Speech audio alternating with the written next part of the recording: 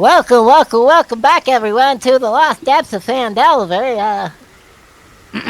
Sorry, I had a frog in my throat. Get him out of there. Sound like a whole ass NPC How up did in he there. get there? I don't know. It was weird. I hope everyone had it. I mean, that's what you get for leaving your mouth open out in the Leave the pond. frogs alone. True. What happened? I hope everyone had a had a good week. Yeah. That's okay. Pretty uneventful. All right. Well, you know, sometimes. I'll take it. Hell yeah.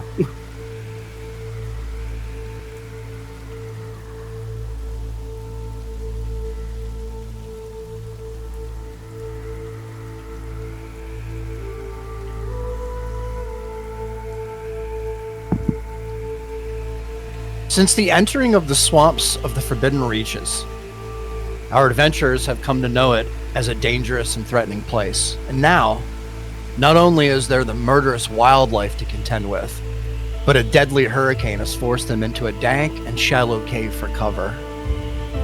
Some unusual movement was spotted along the ceilings within the cave, leading to several cave stalkers descending and viciously attacking. During the battle, Aliva experiences a spectral vision featuring a shadowy figure and another figure kneeling before it.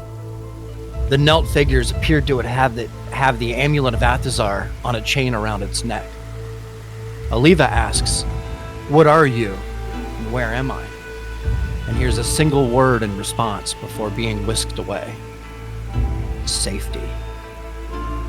After defeating the cave stalkers, this part of the cave was searched, revealing little of interest except for some small boxes marked with runes that matched a key in Aliva's possession. When the boxes were open, several potions were discovered along with a number of peculiar black tiles. Back in the middle portion of the cave, where the Displacer Beast kitten they had captured was hidden, stalker flesh was fed to the kitten, as D1 began to identify the black tiles. As the sound of the raging storm outside continues, Brandy sends Bitters out to investigate, witnessing the silhouette of a large dragon high in the sky. And that's where we're going to begin this evening.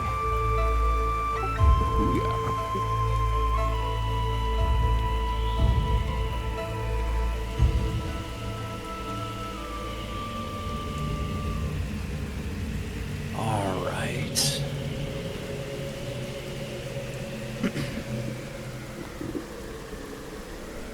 As we kind of take a moment here after the battle to lick our wounds, so to speak,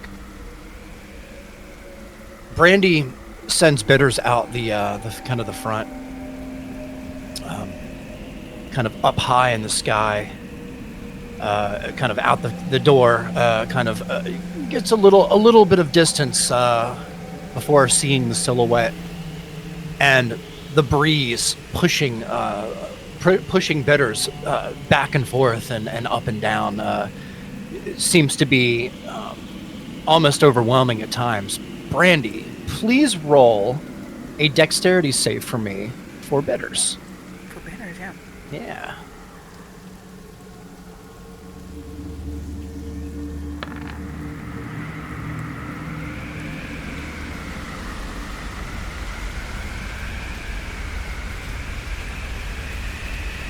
All right, perfect. 18. Yeah. It's pretty high. Bitters kind of Bitters. well, There's no way an owl has. there's no way it is, no. But what is Bitters do you have his sheet handy? We actually have it I think we have it somewhere here in NPCs or references. Maybe we don't. Maybe we don't. I don't think we I do. thought we did. It has a +1 to dex. Thank you very much. Oh, Also, yes. Also, does Bitters have a proficiency? I believe he has like a 1 or a 2 or something, proficiency score. Can't remember. Well, I know some stuff, but not that much. It's okay. Advantage on perception It's checks. just we haven't used him in this way in a long enough time that I forget.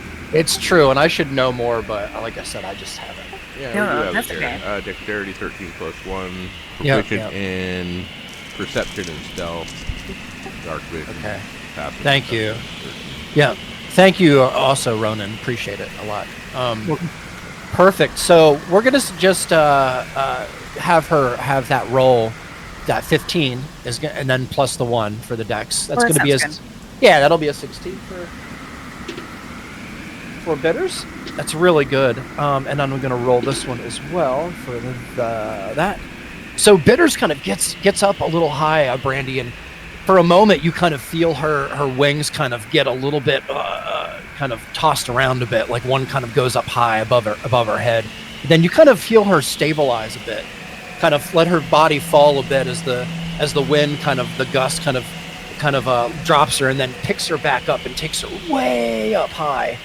You kind of use the momentum to get a really good look into the sky, Brandy, and you see what appears to be the silhouette of a very large dragon.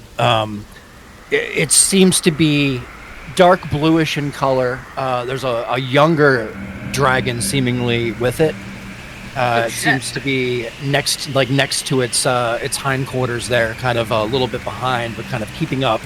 And it seems to be kind of moving in a northeastern direction, just very slowly, kind of hovering above. You can see it's past the position of the cave. It's directly past the position of the cave. It's kind of moving pretty slowly up above majority of where the storm seems to be.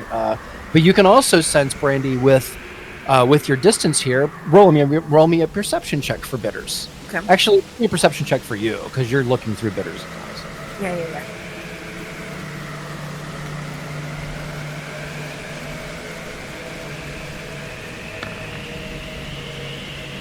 Oh, dirty 20. Very nice, Brandy.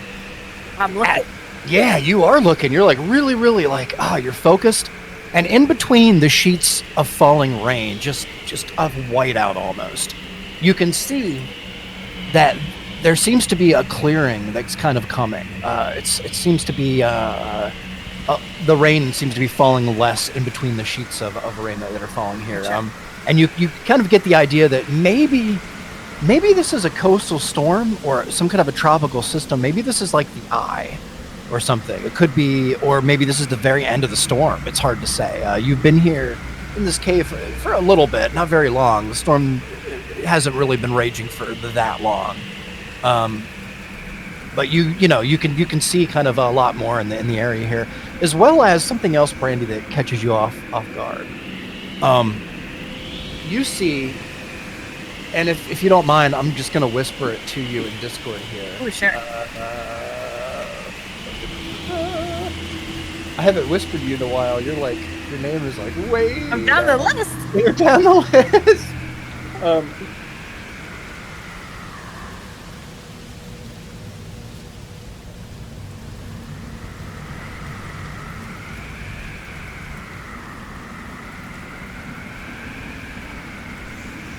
There you go. Yeah, cool. All right, cool. Yeah, and it's very evident of what it is. There are parts of it that are broken and snapped, but you can very much so see that it's been brought in maybe by this storm, possibly. Okay. Now, Which- are yeah. the dragons that are flying flying towards the cave mouth or away? They seem to be flying away. That's what I pictured. Yeah. And then, what do I know about dragons? Do I know anything about dragons? Roll a history check.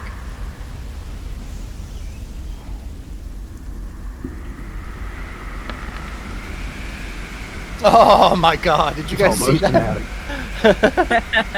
Nice, Brandy. That's really good. 15's really good. You know a pretty good amount about dragons from the area that you're from. This area here, you would assume is probably similar, although some of the peaks and mountains here are quite a bit higher. The valleys here quite a bit deeper. There are ruins and relics here that you've only heard about in stories and such, and you would imagine that dragons, being as intelligent as they are, as you know them to be, would probably come to a place like this to maybe scavenge good items, treasures, Sure. hoard things like that. And so To your eye, this might be like a storm drake, or possibly something similar to it. Although there are many misconceptions with your 15. This is fantastic. There are many misconceptions about storm drakes and about dragons that have a similar name, about how they control the weather. That's actually not entirely true from your understandings. They instead they're more like chameleons in the way that they change the tone of the color of their scales, and they almost use the storm to blend in a way. In a lot of circles, you kind of hear different legends and myths, but this one seems to remain true to you from your experience. Okay. And anything else of note that I would see through Bitter's eyeballs? I would say, yeah, you probably would know about a little ruined, it looks as though a village, I would say, possibly. Okay. Although it's the storm is still too deadly outside here to kind of, you understand, to risk any venture there at the current moment. No, I'm not leaving. but you do see it, like in between the sheets of rain. You do see that there is at least something out there, town or something. Yeah. Okay. Well, I think with that, I would kind of take my gaze away from looking through Bitter's eyes and kind of come back to myself, and I'm laying bleeding on the ground, not having a good time. Yeah, for sure. I go, listen, guys, I checked out through Bitter's. I can't tell if the storm is passing or if we're still in the middle of it, but there definitely is a break in the clouds, but hopefully it'll give us some release, but I don't think we're going to get out of here anytime soon. And I think there's 2 storm drakes flying overhead away from us, but they're going pretty slow. And then I see a giant wrecked galleon ship like 300 feet away from us. Probably got pulled in by the storm. And another wrecked village. It's a mess out there. Interesting. That ship should have some stuff. You see a lot. Although those dragons, I don't know if we want to be messing with dragons. Yeah, I don't know how hungry they are to dive down and scoop us up. I know, I need a nap. They can be dangerous creatures. I could also use time to recuperate. Maybe we should build a fire. Yeah, fires are great. Wait out the storm. I agree. Let us choose a spot to build this fire. He kind of like goes over to the one area over here and kind of like looks at the group and kind of goes to the area here, and you could see him pick out a couple of pieces of wood and branches from his pack, which he kind of looks at the group and kind of you see like a little bit of a grin kind of appear on the side of his face. Like kind of like almost a kind of a smirk, like a rewarding smirk, like I thought of this, as he builds a little. He's happy with himself. Yeah, he gives him a little pat on the back. He builds himself a little TP fire here, kind of on the side here, and before you know it, the fire is pretty ready to light here. As he kind of looks at D1. D1, you are currently kind of sitting crisscross here on the cave floor with these tiles mysteriously kind of scattered before you. You have them grouped up into 4 different groups. There seems to be something like 18, 27. Oh, I think I have said 27 before. Continuity. There seems to be about 27 of them, D1. Okay. Although you didn't notice this before, but you did use your time to investigate this. Investigate this further and identify them. You see something very peculiar, not on the tiles themselves as you kind of lift them up. Although you do notice something, but we're going to do this first.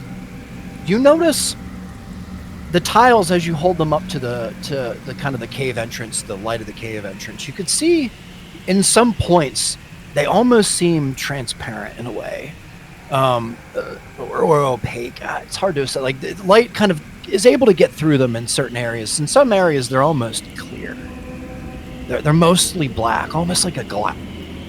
And as you kind of pick up the side of the box and examine it further, you see this. I'm going to put it in character story info. You see this burned into the bottom right-hand corner of the little box. Oh, interesting. Okay. It's a wood box, or is it like, what are the boxes made out of? Yeah, it's a little wooden box. It has some dwarven kind of knotwork, seemingly kind of all along the top edge of it. This is the box that Brandy natural 20'd, or sorry, Aliva natural 20'd open. Or no, sorry. I'm sorry, I apologize. This is the box that Aliva used her key on. Used her key on, yeah. Yes. Used her key on, yeah, with the Not same the one that I knotwork. smashed. Yeah, yeah. Okay. Well, Sato knows what that is, but do you want He does. It's true. So, do you want to roll a history check? Yeah. We'll see how far around the world you've been. It's going to be a high one, you know that, only for Sato's sake. Yeah. But we're going to see. Oh. So it's hard to know what exactly this means. You've heard stories of some tribes burning or scoring the side of a crate or container.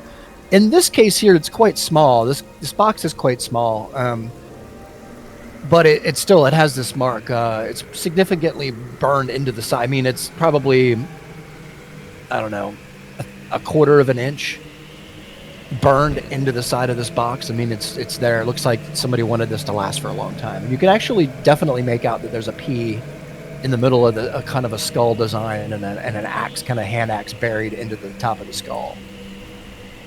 Yeah. Okay, that's interesting. Yeah. With the identify, do I pick up any magical properties or any abilities for it? So sorry. So as you continue to pick up the or play with the little tiles in your fingers here, you get the sense that there's something different. They're more like glass than metal or wood. And D1, you get the impression that this is something that you heard about. It's known of in the world, but this is a very particular, special kind of case. This is absolutely obsidian, from what you understand. The only thing is, this is remarkably different. There's little specks of magic that you can see kind of just radiate out from them at very odd intervals, kind of randomly, if you will. You can also see, when you kind of hold it up close, you can see that their connection to the weave is sporadic, meaning you don't see it all the time, which you also find very odd. All right, I'm going to turn to Aliva. So yeah, these tiles seem to be made out of obsidian, which is on its own relatively valuable. Although this obsidian seems to have some sort of identifiable magic around it. Does anybody else recognize it? The magic? I don't know if anybody would be familiar with this. Yeah, nobody seems to notice any glimmer or sparkle or shimmer from the tiles, aside from the fact that, oh, you know what, now that he does mention it, you can see a little bit of the light through the other side on some of them. Definitely worth hanging on to. Yeah, I'll hang on to them for now. If anyone needs them too, and I'd pull out the collection of basically potions that I had gotten from the other box and be like, if anyone needs anything, feel free to have one. Potions. I have My secret way of apologizing for being an ass up at the other room. Let me think. Yeah, potions are always good to have. hang on to them. Will do. There's a little the little vial of silver, right? Also, freaks. There is, yeah, a little vial of from what you can tell, it's like a little, it's shimmery. It has like a shimmer to it when you kind of move it around. I would say it's consistent almost with like maybe like mercury. Yeah, Similar. I get that. Hold that up, and I would reach into my bag and hold up my other vial of mysterious silver liquid, and for Nice. everyone to hear, be like, do either or anybody here recognize either of these bottles? What might be in here? 'Cause I now have 2 vials of silver fluid. Listen, who gave you that? I found this one in a box, and the other one, I don't remember. They're slightly, they look different from what you They can look tell. different? Yeah, they I mean, do. I would inspect them and see if I know anything about it. I know liquids. Sure. Yeah, Brandy. I I work would in say poison. roll an investigation check. And let me do this while we're here. Oh, you gotta re-roll that. You thought I knew nothing. Maybe I know something. You gotta re-roll once. I know something. Better. Would Brandy reach is for either fine. vial? Look at that. Oh, that's Well, amazing. I think Yeah, sorry? I would probably grab both of them to look at them both. As you reach for them, I would hold them a little bit higher at first and say, "Are you going to give these back?"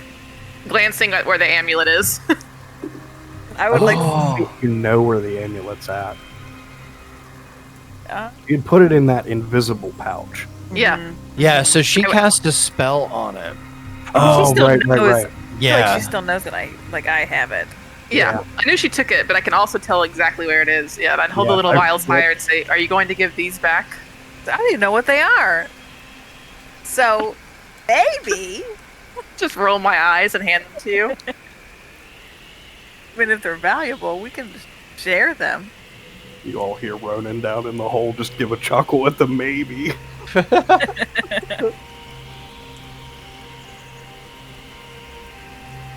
So, what are they? I'm waiting for my brain to tell me. Sorry. Brain, are you So there? It's booting up, okay? I need the brain cell. What is?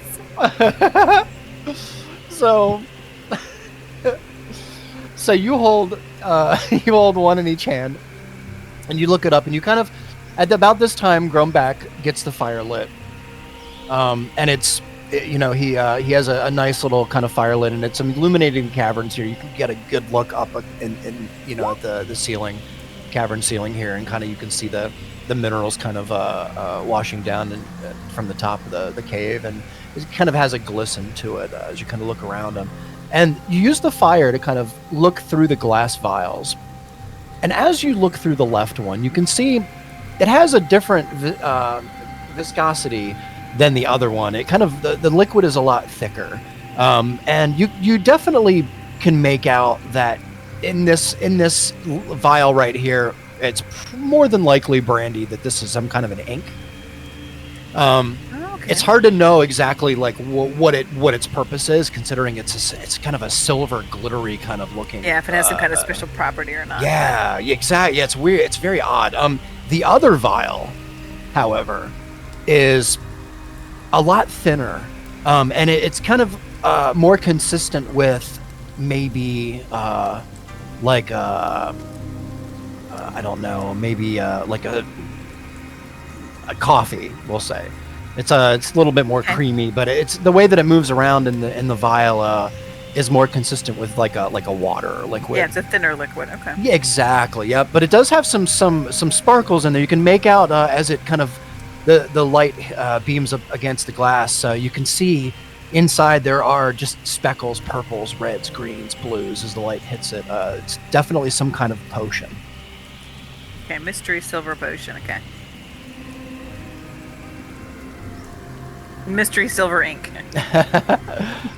Yep, All right. Well, for I sure. will, That's what I it would, seems like. I Yeah. would hand them back to Aliva Okay. and say, well, I'm not exactly sure what they are. I have a feeling that this one is some kind of ink, and the other one is some kind of potion, but that's not really very helpful. No, it's not. We could Just put them away. We could have someone taste the potion, see if it kills them or something. I mean, you can always YOLO it. Well, I not could- me personally, but I could try doing a magical identify on it. Go for it. How does identify work? Is it just one item per ritual? Let me link it. I think it just adds time to it. If my memory is correct, which it's not always. Identify. I believe it just adds like a minute over the ritual per item or something. Isn't that what it does? One object that you touch. Casting the spell. You choose one object that you touch. Okay, so it's one. I gotta cast each time per object. Got it. Identify. Okay. Yeah, I just for some reason I remember us doing it with more items than one in the past, but whatever. I think whatever. we just allotted the time is what we did when We every time did. we did that. Yeah. Yeah, it's exactly. I think you're It's right. an Yeah, expediency thing. it is. It is. So yeah, man. If you want to, do you want to identify both? Yeah. I'll Okay. do it. Spend another Yeah. 20 minutes doing that. Sure. We'll have you go ahead and take the time here to kind of run your hands over them. Kind of, you get a good sense, kind of their connection to the weave and exactly what that means as you kind of identify the different strands of color that connect these vials to the ground itself. As you each time that you do this, D1, each time that you use this spell, you feel yourself kind of connect more to the knowledge that kind of allows all these things to kind of exist. How the conduits actually flow between these items and the ether to kind of create the weave itself. You kind of learn more and more and more as you kind of spend this time in deep meditation with your companions around here. Ronan, you kind of are hunched down on the ground here, kind of just with some blood kind of in your stomach area and down on your leg. You don't feel that great. Your stomach kind of is a little bloated from what you can tell. You haven't really eaten in a while, aside from this creature here, some raw meat, which doesn't seem to be settling very well in your stomach, although you did eat a raw crocodile eye earlier in the day, so it could have been that.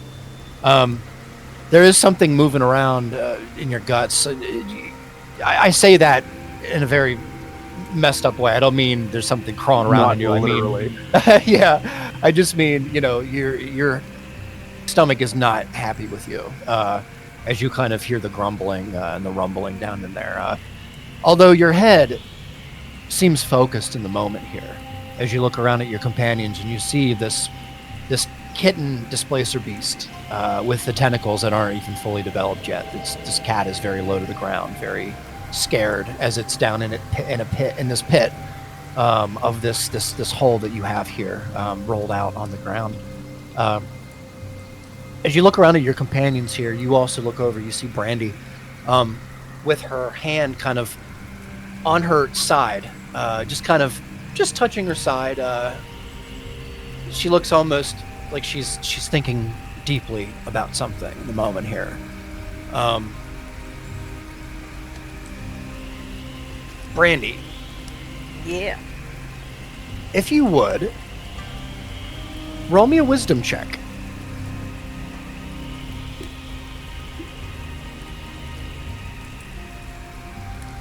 I'm gonna make a run for it again.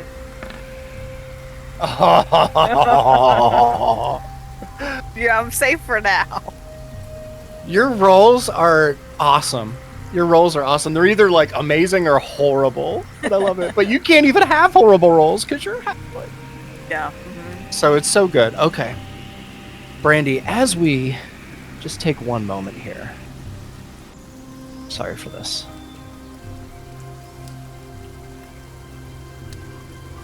You find yourself staring into the fire, daydreaming.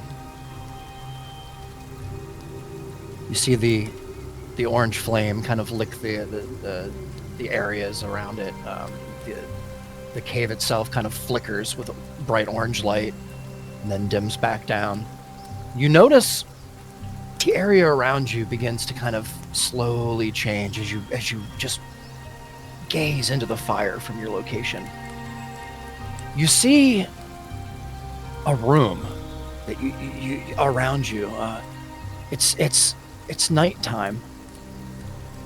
You can see that there are windows. It's a small store of some kind, a general store. You are hunched up behind what seems to be a counter or something. You are next to barrels. There are many jars.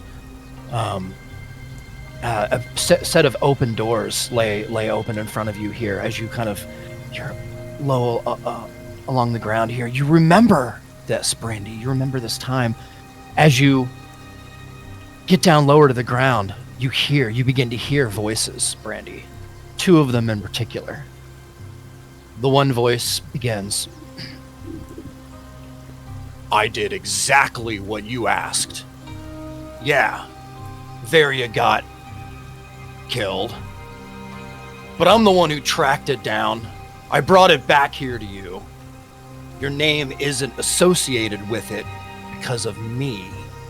Now, about the price. You will receive exactly what we agreed. Not a copper piece more, Sar. What we agreed on is not the journey I faced, Lucian. I brought you the vessel of endless spring. This thing that you have sought after since your wife tragically... I know what this means to you, Lucian. For that and for my trouble, I want double. I always knew you were a fucking worm, Sar. I never should have pulled you out of that orphanage. I understand. Well, lucky for me, I already have another buyer lined up. Unlucky for you, you'll never see Cynthia again." Yeah, you hear stepping away from you, Brandy, kind of briskly, and then you hear, "Wait, please, just wait. I knew you'd come to reason. Only one thing is stronger than death's kiss, after all." You hear an audible bag of gold jingling and clanking around Brandy. "Good. Put it in the drawer and let's get the hell out of here before somebody sees us. It was a pleasure doing business with you, Lucian. As always." You hear the 2 men kind of scuff. You hear a door, quietly open, and the 2 men kind of scuff out the door. Door kind of closes. You can hear a click. And then as the men move away, they their voices become more muffled in the distance. Brandy, you kind of peek around the room, and you notice there's a drawer kind of a little bit open, just beyond the door, kind of the front door, seemingly. You're in a back room as you look around. What would you like to do? Listen, I'm about to close my eyes and go to sleep. This is spooky. Now, this is a memory that I've had. This is right? Seemingly. So I feel like I've experienced this, but maybe I just don't remember all the details. So I'm like, wait, where am I? What's going on? Why am I here? Yeah, what happened? Is what's going on here? Just hanging out, having a good time with my Barrels acquaintances. in the jars. Yeah, so I think I would first I'd look around and see if there's any wine in this room that I can drink. Because if you're gonna send me back in time to some creepy cupboard, yes, I'm I not love going this. to do it sober. Brandy, it seems as though as you stand here, kind of in your memory, looking at this fire, remembering this time, you get the idea that something is you're not alone. It's almost like something is looking through you, combing your memories, looking through my eyes. your past. Yeah, it's hard to know what. It's just that something is curious. Well, they better cut it out because I don't want to share. You see in the other room on the counter, there is a fairly large pitcher. And beside it, there are a couple of cups. And you saw that when the two men left, you did hear a noise of a cup hitting a desk or a counter as you kind of peek in.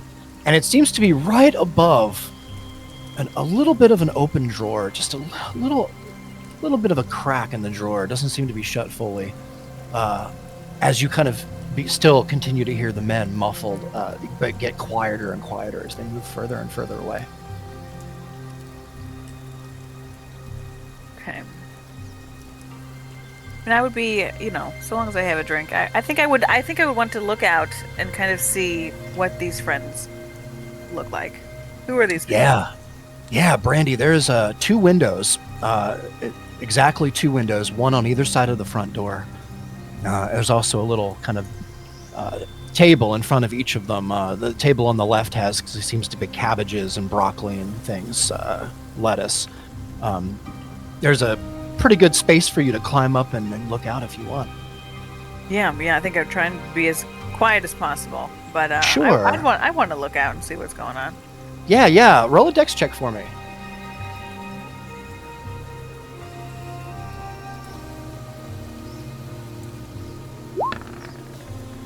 $17.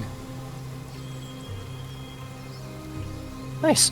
Brandy, as you kind of jump up on the table, like briskly, just no resistance at all, you kind of sweep ahead of cabbage to the side, and you kind of get down real low, kind of to the window line here, and you look, and you see 2 men, one skinny, one kind of larger in frame and stature.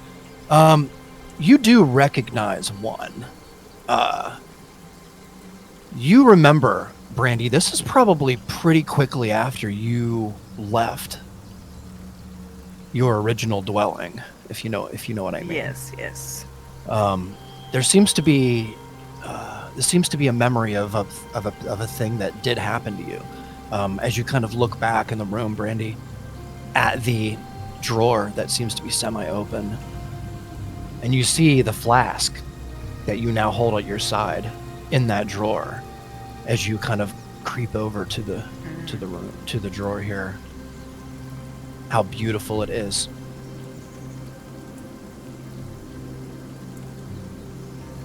We're going to go ahead and just for a moment here go back to the swamp cave, Brandy, where you seem to still be standing here, and in the moment, your companions kind of a couple of them, Ronan, looking over at you, kind of into your eyes. You all see Brandy kind of staring into the fire here. She's kind of knees locked, kind of leaned up against the wall, hand on her right hip, kind of just casually. I'll leave you all the floor. Okay, am I still identifying? You are. Yeah. Yeah, I was down in the hole attuning to those bracers. Yep. I'm Yeah. taking a moment just to kind of catch my breath and to think about the weird other place I saw, and also to make sure Brandon doesn't run away with my goddamn amulet. Sure. I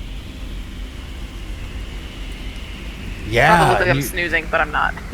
No, sure. And you can see as well, Grumback kind of, after he kind of puts some more little sticks in the wood, you can see him kind of, he dumps out the rest of his sack here, and you all see there's a couple of twigs and sticks in here, probably enough to keep the fire going for maybe another hour. Not a long time at all, but he begins to put some water into a pan from his pack and begins to put it on there, and you can already see the bubbles begin to form in the water as it begins to boil. He begins to put some dried meat bits that he has in another little pouch in, as well as some other little bits and bobs here and there that you can tell he had prepared for a moment such as this, as you kind of all sit around this fire here. Ronan, you in your pit, kind of looking at these bracers, kind of getting a good look of their construction. All of you kind of in your own little mode here, Brandy, and you begin to snap out of it before you realize that you are kind of in an unguided memory, recollection of a memory of when you initially obtained your flask that hangs at your side. As you all sit here, you hear the flapping still, Brandy, but it's very distant. And D1, now that you have spent the time, I just want to give everybody a second here to kind of, if anybody wants to jump in before I go ahead and go forward here. Is everybody good? You're good. All right. D1, you get a good sense here about after a couple minutes of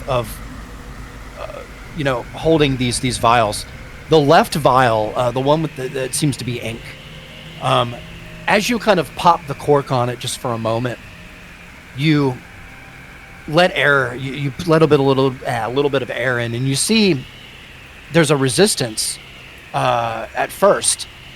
You put your finger in and kind of like roll it around in your fingers a bit, and you can see the very tips of your fingers completely vanish before you kind of wipe them back off onto your cloak, and your cloak vanishes where you wiped your finger off. You can actually see through it. You like hold it up to the fire, and there seems to be a hole in the cloak itself. And you kind of look at the vial there, and you put the cork back on. You know this to be a very rare substance, D1. As a matter of fact, if you want to roll me a history check, I just want to see how much I'm going to give you this, because I'm going to give you stuff, but I just want to see. You're going to see flavor stuff. Go a little deeper. Yeah. A 10. So once or twice on your journeys, you've heard of such a thing, but you've never seen it in person. The rumor is that one could use this physically, but what the best thing to do is to write on an object, and especially with magic charm, you kind of on a spell scroll, or write it on a scroll rather. And not only does the scroll become invisible, but it adds another element to the spell. Aside from its inherent use of making whatever it touches invisible for a time. Okay. The other vial has it's probably about half full. You can tell there's like a thin kind of liquid in there, some little glittery bits. This is a special thing indeed, D1. Roll another history check for me. Okay. I read something online, and I figured we would do it this way because it's cool. Like give you what Identify gives you, but just see what else I can give you too. So that's really good. That's a 23. Yeah, 23. So this liquid here is pretty extraordinary. This can be added to food to increase the constitution of everyone who participates in the feast by +1. Okay. Permanently. Oh, permanent. Oh shit! Ooh. I'm From just gonna that chug the bottle.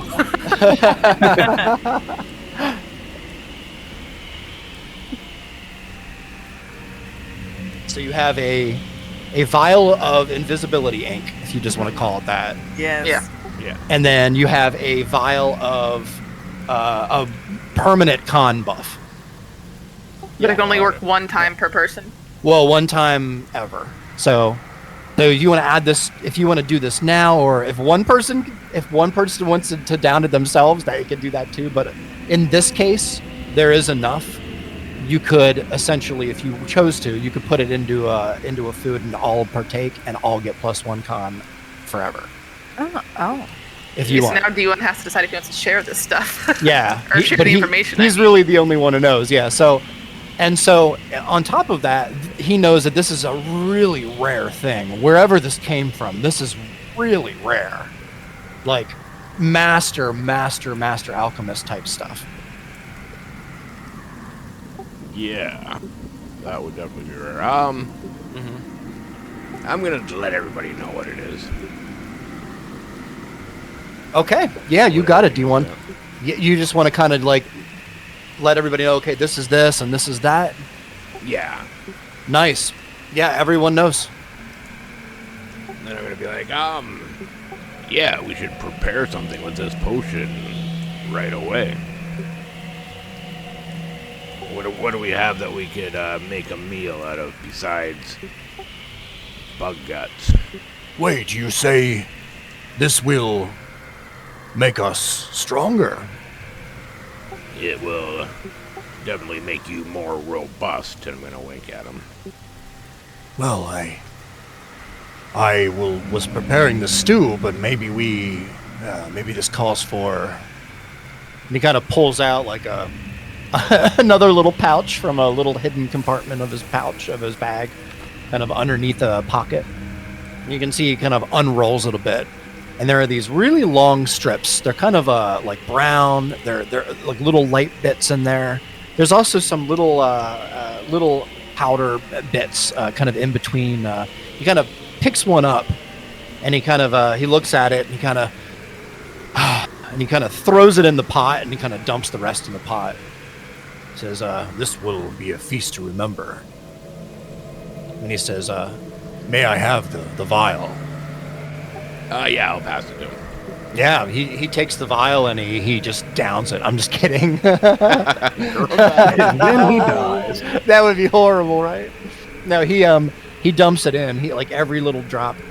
And as he dumps it in, you can kind of see like the stew kind of begins to kind of there's a moment or two where you swear that it's like a toddler poured like a vial of glitter in the stew just for a moment. You know, there's like a bunch of little shimmers for a moment, and then as you look away and you look back, it's not there. It's just he just begins to stir it. You can smell it all throughout the cave here. It's just absolutely great. It's just nice and rich. There's the hint of some kind of wild animal meat in here that none of you have ever tasted or smelled at that. Even with a history check, unless you all want to roll a history check, roll a history check. And let's see if somebody gets a nat 20. Meat? Yeah, we're gonna see if anybody can guess what this is. By the way, D1, I'm watching all this happen and I am very amused, but I'm watching you and I just gotta say thank you for volunteering to use my mystery fluid. Oh, well, I mean, we're all hungry. It's in the stew now. I at least I'm look gonna at hand you, her but I'm back just the- watching you like, uh-huh. They're gonna go here. I'm gonna hand her back the invisible ink. Nice. Thank you. You sure you poured the right one in there? Well, the stew's still there, so that's yeah, I think so. Wow, D1 rolls a 25. Jesus. All right, D1. It's octopus. D1, this is white dragon meat. No wonder that fucking thing's flying around out there. That's not what I meant. That's not what I meant. He smells his brother. That would be horrible, wouldn't it? Yeah, you know this is. I was just gonna say dragon meat if you hit 20, but you hit a 25. It's very specifically white dragon meat. You're not quite sure where it came from. He had some. Okay, Grumback, go. Where do you get this stuff from? Says he looks at you. The beast was nearly slain when I came upon it. I swear, I would not kill such a thing. We thought it best to not let the meat go to waste, so we harvested what we could when the beast met its final end. Well, I almost wish I could digest shit now.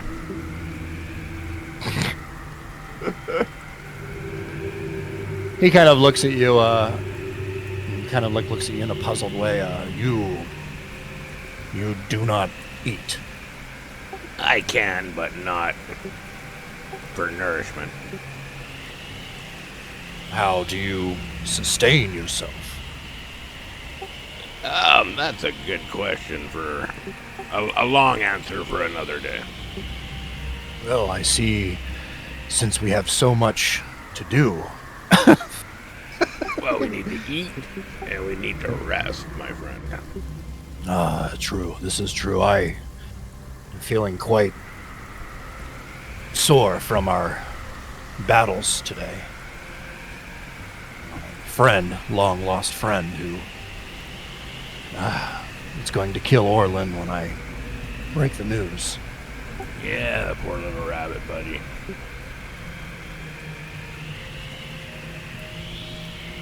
I'm gonna sit down and start eating some stew.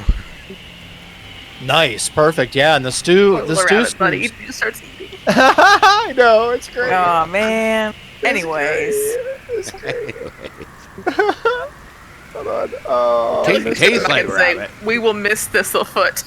Like with a pointed look at D1 again. I heard gonna White be Dragon like- tastes like rabbit. it's gonna be like, oh, Thistlefoot, friend. Damn it! I missed my cue. Good old Tia.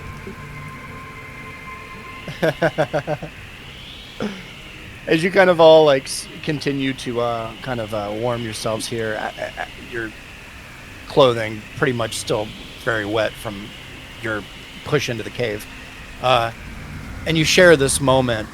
You could see the storm outside is just making. You could tell it's getting later on in the day as you kind of all continue to sit here and reminisce. Is there anything you'd like to do before we move on here? I'd eat the stew, but that's it. Yeah, sure.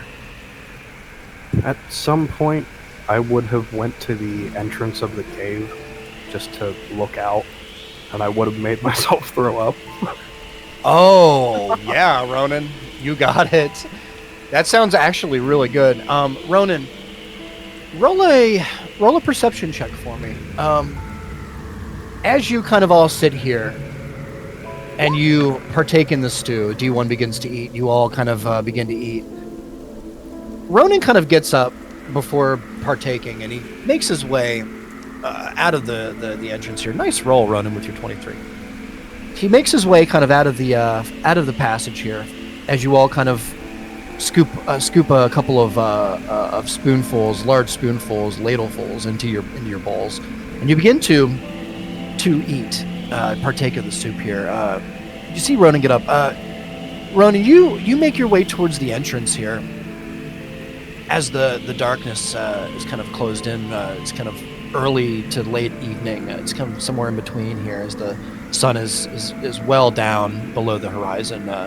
And the kind of the twilight starting to the blues are starting to set into the sky. You can see the rain isn't coming down nearly as much as it was. However, the wind is still howling outside here as you kind of get down low to the ground, and you begin to kind of to retch a little bit, and you begin to kind of throw up right here.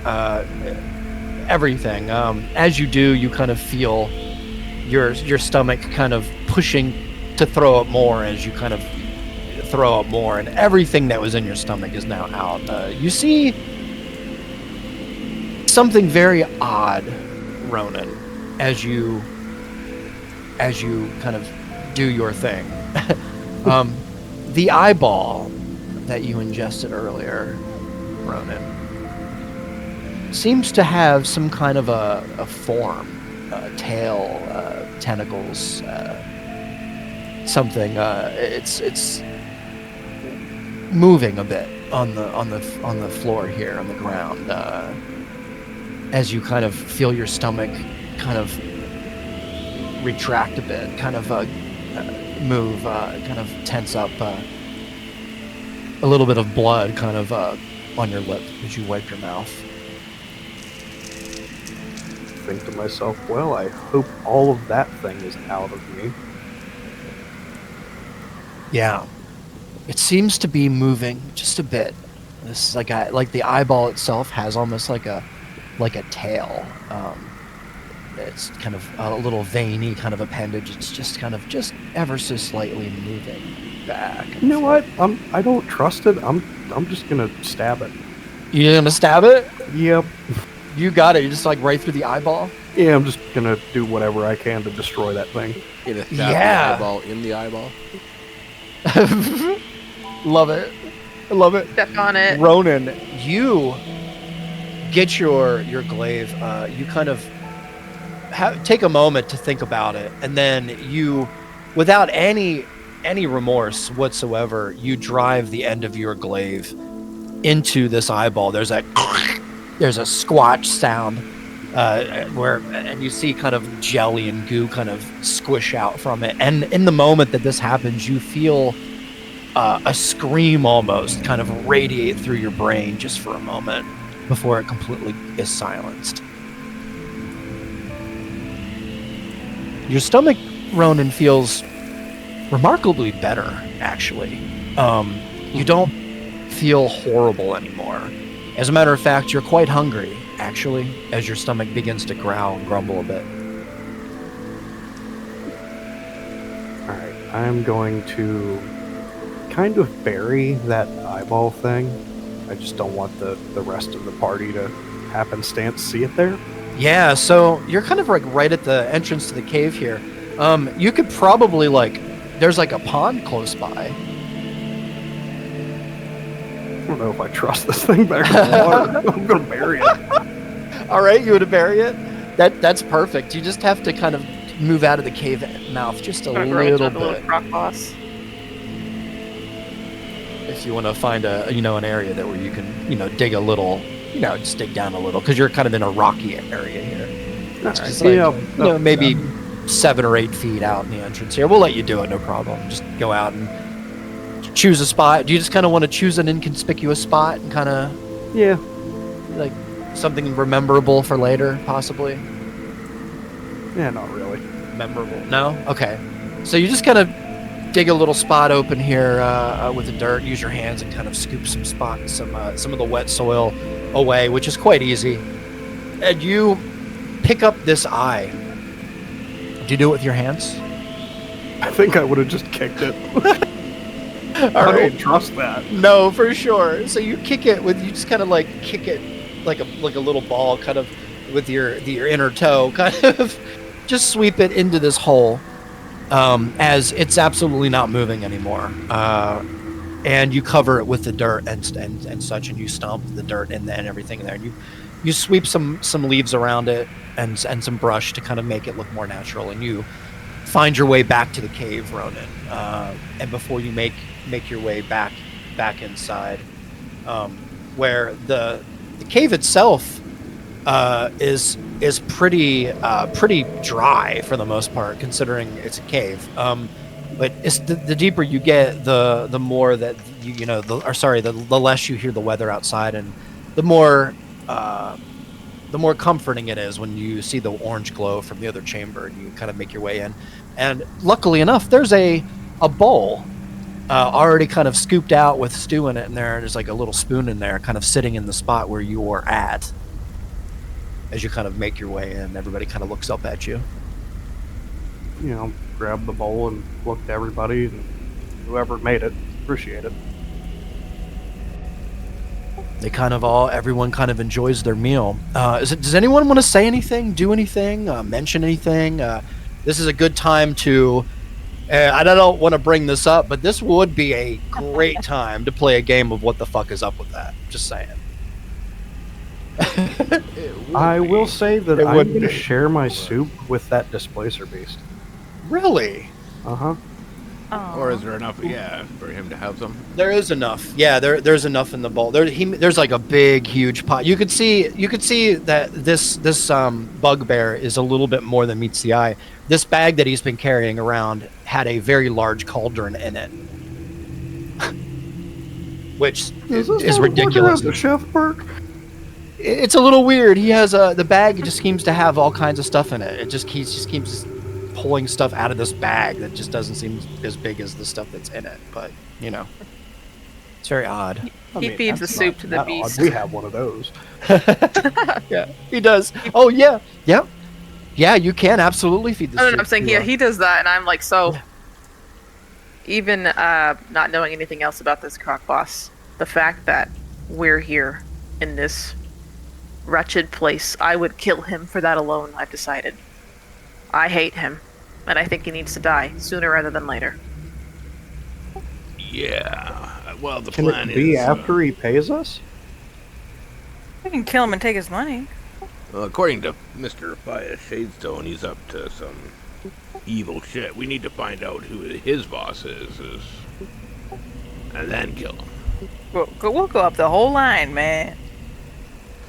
The spider. Remember hearing about the spider or something like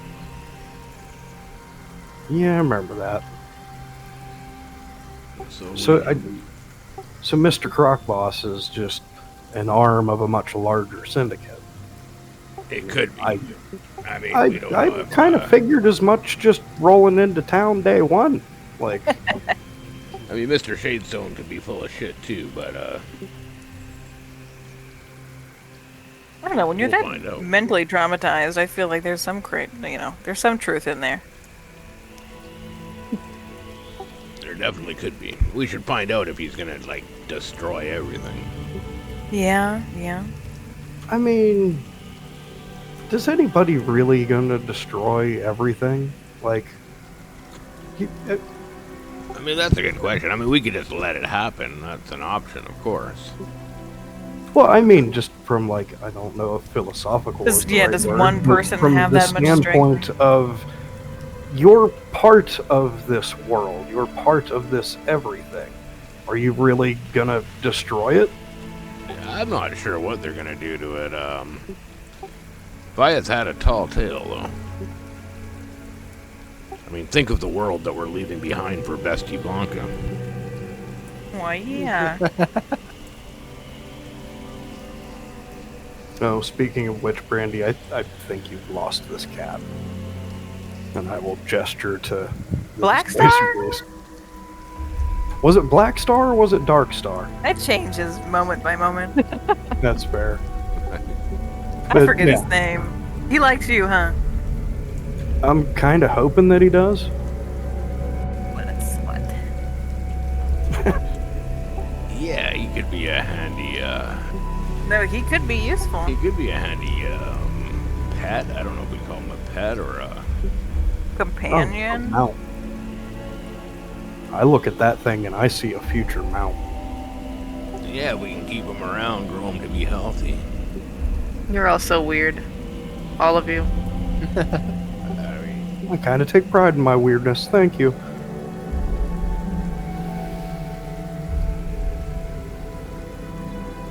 Speaking of weird, your hammer's not a hammer anymore.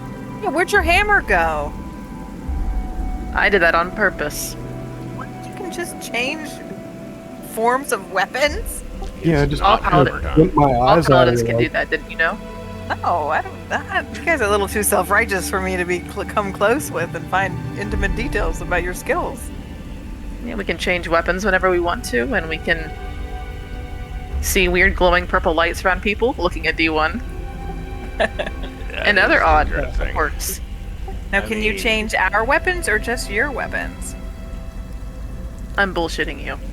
I can't change my weapons. Oh, man. I have no idea how that happened. I thought I was Yeah, gonna something get a to do giant with spear. the magic of Athazar, I would guess, seeing as how that's where that mall was from. I shrugged. That's right, yeah. yeah, I definitely think that your weapon of choice is heavily magical. It likes me.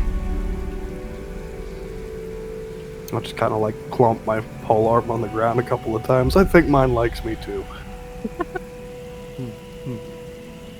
So a question for the GM. Does everybody's Yes. constitution now go up by 1? So, as soon as you are all finished consuming the stew, everyone go ahead and add +1 to your constitution. Okay. This is a Hell permanent yeah. increase to your con. Crazy. Congratulations. So that doesn't do anything except for brandy. It might be a weird modifier for some of you, where you might just need one more or something to get the plus. Oh. What's it do Yeah. for me? For Makes you more beefcake. It adds 8 hit points.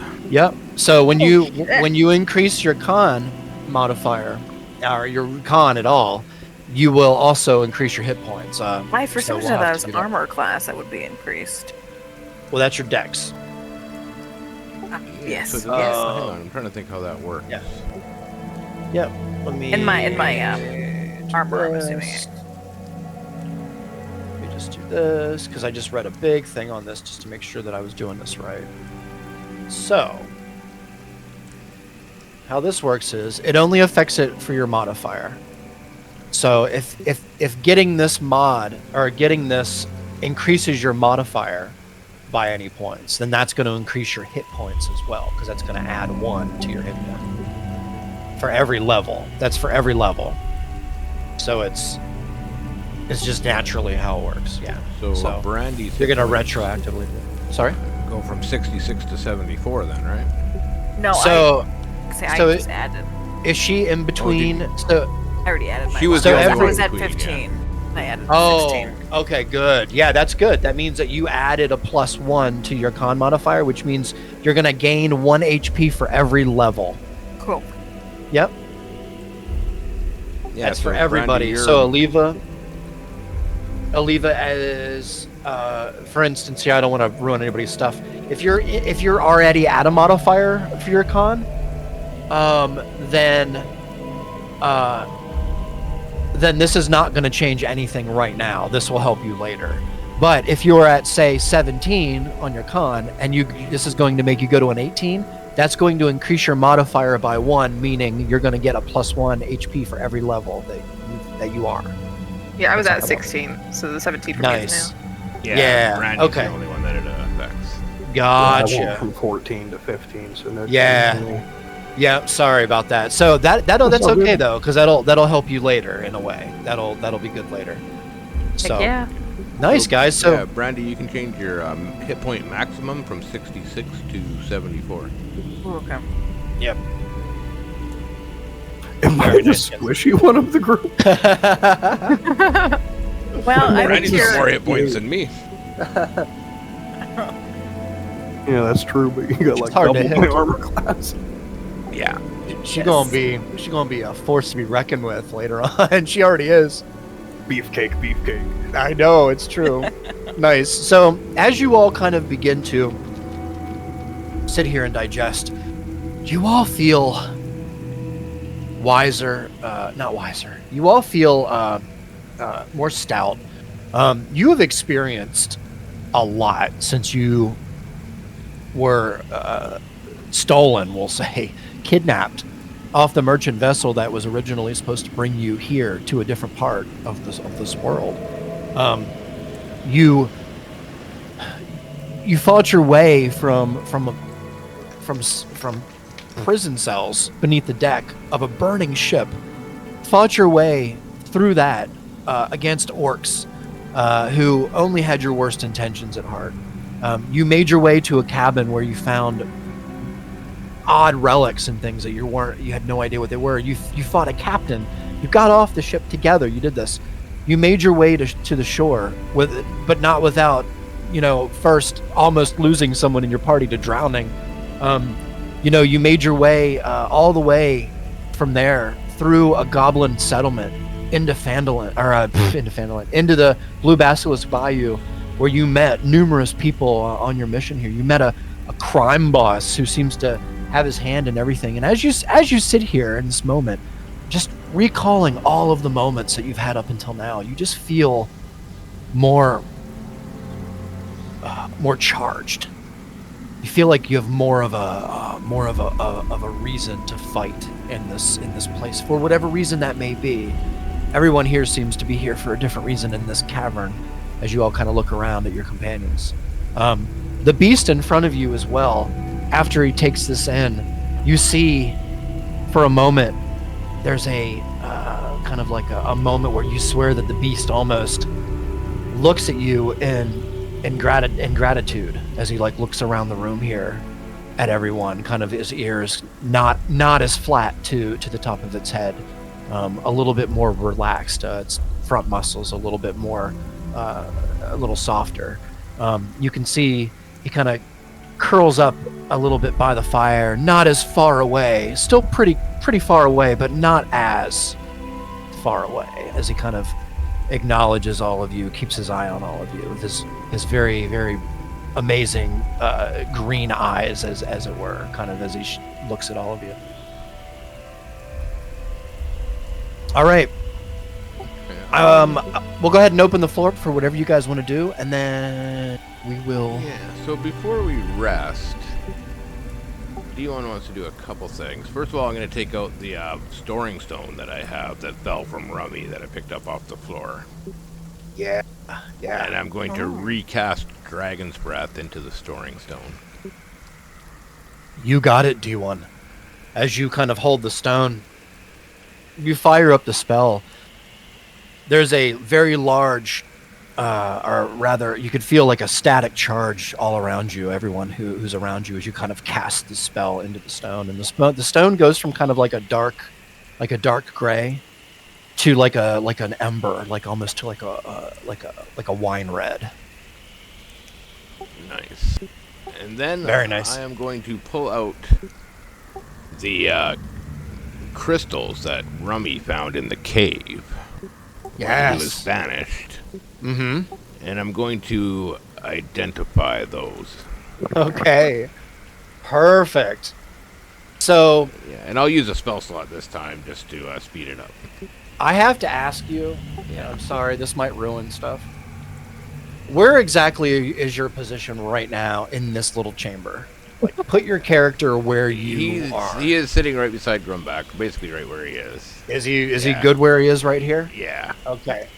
As you kind of get the shards out, you notice the fire, the light from the fire. As soon as it hits it, you see there are beams that begin to shoot up off into the cave in different areas. D1, and at first you think, oh, that's cute. It's a prism, right? It's almost like a prism effect. It's kind of in the caves here with something as simple as the firelight.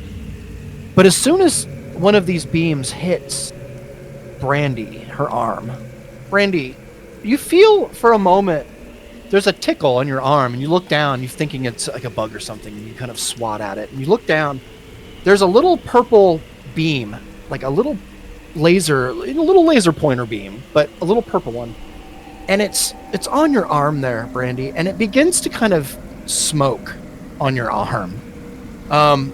Before you end up realizing that it's actually burning your skin, Brandy, you take 2 points of fire damage. Laser beam. As you kind of move your hand out of the way. D1, you see it kind of beaming out all into the cave here from the fire. You notice it pretty quickly as Brandy kind of... Do you say anything, Brandy? Do you make a noise, or... No, I'm deceased. No? Oh, no! She thought he was dead! Oh, no! Was that enough to knock her unconscious? Exactly. Oh, my I just... Holy Oh, shit. no. Are you at 1 or are you at... We were- zero? We were trying to rest so badly. I've been trying to And sleep. Rita's like, Oh, hey, no! just for fun. What if just for fun? Oh, God. So Brandy's laying there. unconscious all of a sudden. Yeah, Brandy's unconscious. As Yeah. close to unconscious as you physically can be. All right, yeah. So Brandy begins to kind of her burn. She feels the, and then she could. I go, fuck. Ronan, I would say anyone who within range here sees Brandy kind of begin to fall back against the cave. D1, you I would imagine would hear this. You're pretty close. Yeah. I would even imagine that you probably see that maybe that these beams are doing something environmentally in the area here. Interesting. I got What would you like to do? One spell slot left. I am going to make my way over to Brandy and cast Cure Wounds on her. All right, Brandy. As soon as you fall, you feel a warmth as you're kind of your eyes open and you look around and you see the cave around you. You are brought back from the brink. Holy fuck, these things, you okay? I wasn't expecting that to happen. No, I mean, I've been barely hanging on there for a minute, so, just a strong breeze was gonna take me out. Yeah, those stalkers were, beating on us pretty bad. Beat my ace. Yeah, you're still breathing. You're fine. I'll be alright. Where are the You can use the shade rest stones? for sure. The what ones? Where are the shade stones? So I sort of just chucked them back into my pack. Oh, they're ran back over in the here. pack, so they don't have any light. Yeah, but exposed to them. yeah. Got it. And then I'm gonna come back over here and continue identifying them. All right, so you're gonna pull them back out. How about Yeah, you well, get in the so portable the- hole and do that, huh? So the first time I identified them, I did use Yeah. the spell slot to make it. Like, Oh, instant. Yeah. all right. Okay, sorry about that. Yeah, because I had two first level I spell miss- slots left. Yeah, I didn't Yeah. think about that. Okay, thank Yeah. you. Perfect. So we're gonna make that count for you then, and so as soon as you begin to identify these, everything stops for a moment. D1, everything, the sound of the wind outside, the rain. I'm not gonna turn all of it off, but everything stops. All of your companions seem to freeze in place for a moment. You look around the cave here, even the drips from the ceiling that are dripping towards the floor, they all frozen in time. But not you. You look at these crystals here right before the beam shoots out at Brandy. This is when this happens. And you notice there's something a lot more going on here. These are more there seems to be little things playing out here in front of you in these shards. You can't tell if it's a cloud moving or if it's like insects or if you get really, really close to it. What you have here in front of you are the shade stone, pieces of shade stones. These are shards of shade stones, and these are used for many, many reasons. The biggest thing that I can say in this instance right here is that these have very thick connections to the ground through the weave. Right now, in this moment, and while everything is frozen in time, D1, you see thick reds, purples, blues, greens, yellows, all threaded out from these particular shards down into the ground. And also, they seem to be connected to everyone in your party, as well as there's a couple of threads that lead out the cave door and up into the sky. There's a couple of threads that kind of lead down into the rock down below you. There are threads that lead out over into the other room. There's one little thread that leads there, then it goes out into the rock. It's very odd. It's very peculiar, D1. I can tell you, because you're used identify, I'm going to give you this. These are a lot more than just crystals. There seems to be information here, as well as some volatile energy. They don't respond well in firelight. Roll a history check for me as well. We're going to do this as well for you. For knowledge, for identify. Because that's a thing, too, that I overlooked for a while. Oh, natural one. No. Oh. Of course. Do you have any way to re-roll that, or you? Actually, I do. Do you? Yeah, I will use my inspiration that I have. Okay. And roll again. Let's go. It's not even a high one. Let's just see a good one. Try again. Yeah, that's good enough. 15's Look at better. that. 15's good. Nice.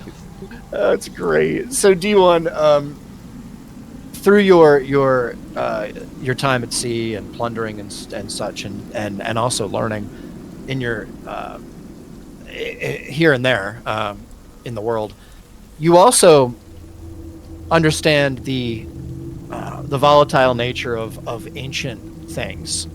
You understand the timeline a bit, as far back as like the second reclaiming, as far as you understand it, as far as volatile substances being used. This can be ground up. These crystals, at one point, were ground up in dark spaces, completely free and far away from any kind of firelight. They were ground up into a fine powder and dust, and they were snort. No, I'm just playing. And they were Ronan snorts a crystal. and they were used in many incantations. They were used in inks upon spell scrolls to alter magics unnaturally, which a lot of people were against many years ago. But ultimately, and the worst thing that you can do with these is essentially you can turn them into basically magic bombs. If you have enough of them and you grind up enough of the powder and you know the ingredients, you can level an entire region with one. Interesting. They're also responsible for teleporting within the Shadestone teleportation network that exists in the world, which you've already experienced once through Yeah. Rummy. So the only requirements for that, and I'm telling you this because you rolled a good history and you used a spell slot for this, is all you have to do is have a Shadestone in your possession, and you have access to the network. It can be in any form. It can be on a ring, on an amulet, in your pocket. Interesting. Yeah. So is that like a portal, or do you have to go somewhere and use a structure to travel? Yeah, it's a structure. So, do you remember when Rummy took his little journey? Yeah. Yeah, so when he came back, he had the Shadestones in his little gut when he came back, and he used the portal to get back through, and he also opened the vines. Do you remember? So that's because Okay, he yeah. had the Shadestones on his person. Ah. Yeah. There's also a couple of other unidentified purposes for them, D1, but we're not going to give you everything, because Yeah. always room, right? All right. I'm just gonna say, They're valuable, though. yeah. And also one more thing, and I'm sorry, I forgot to tell you this. To be caught with them by the wrong people is execution, because these are only produced in one area of the world. Well, two areas of the world. One is inaccessible to you, but one area is accessible to pretty much everyone else. And if you're caught with them in any form other than what they're originally intended for, you'll be executed. There's a very large reward. It doesn't matter who you are. You'll be executed on the spot. That's kind of the rules. Now, that doesn't really apply to you guys because you guys are kind of your own party. But in the land, that's what you know. Yeah. Sorry, I forgot that part. That's interesting. Well, I'm gonna look back at Brandy and say, well, I don't know what the hell these things are or what they're fucking doing, but, It's like having a nuclear weapon. yeah. I'm just gonna tuck them Oh, shit. back into the bottom of my backpack for now. A good backup plan. I wrap them up in some of my, common clothing and Sure. wrap them up nice and safe, sort of separately, so they're not clanking against each other, and put them Yeah, right you down got into it. the bottom of my backpack. Yeah, for sure. And you have some pieces here. I mean, I think he grabbed 3 shards. yeah, yep, and they're pretty sizable pieces. There's 2 medium-sized pieces and 1 little smaller one. But you have some sizable pieces. I think that's what I read. Okay. Yeah, I'll Yep, just so- keep those in my bag for now. Awesome. Good stuff. All right then. As you kind of stand here, Ronan, you are done atoning to your bracers. They are now kind of you can sense the connection that you have to them. Sweet. Yeah. In this moment, I would like to let everybody kind of get up, stretch out, take a little break, because we're gonna come back and do some stuffs. Yeah, That's all sounds right. good. All right, Sounds let's good. take a little break, and we will be right back. Yeah. Cool. Yeah.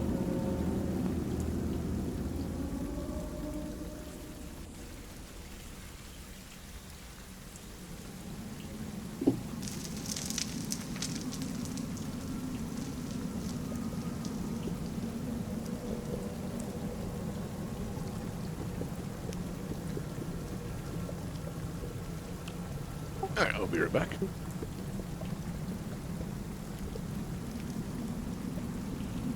Yeah, same.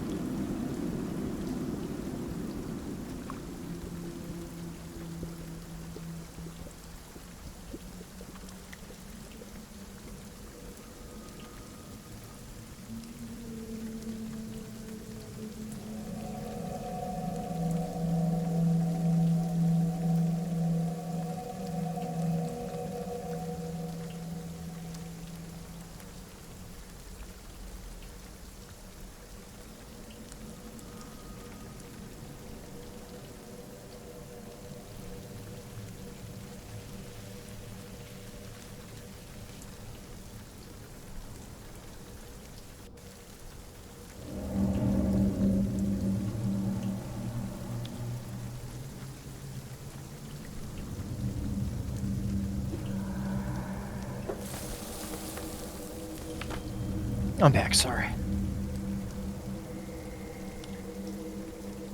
I had to pay.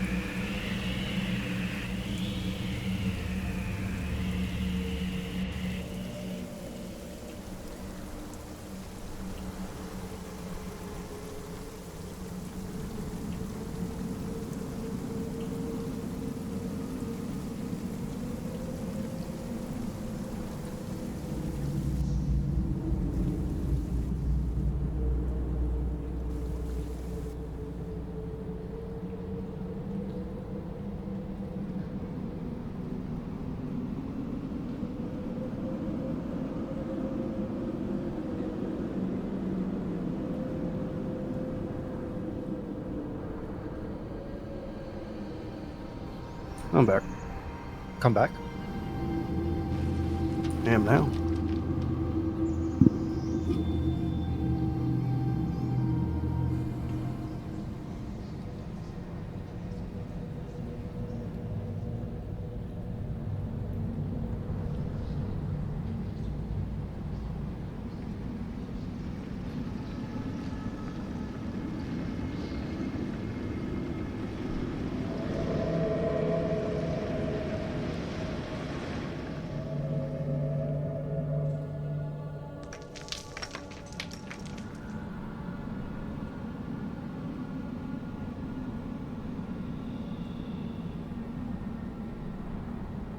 Hello. Echo. Echo, echo, echo.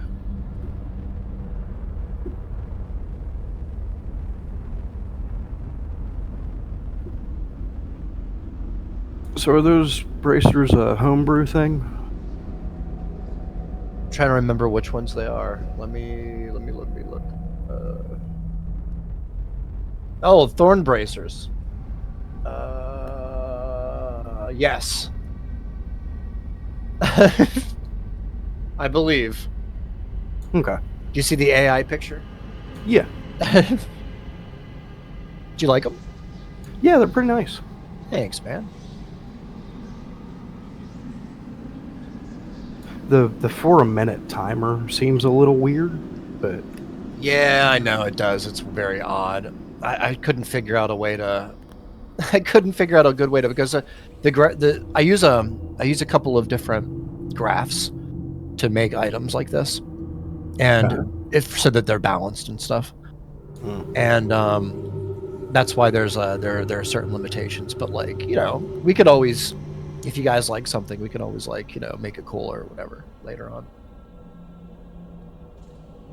Figure we'll try it out, and if it works, if it hits, well, maybe we can do something cool with your warlock thing. right on. Give you like a Beetlejuice trait or something where, the spikes that shoot out of him.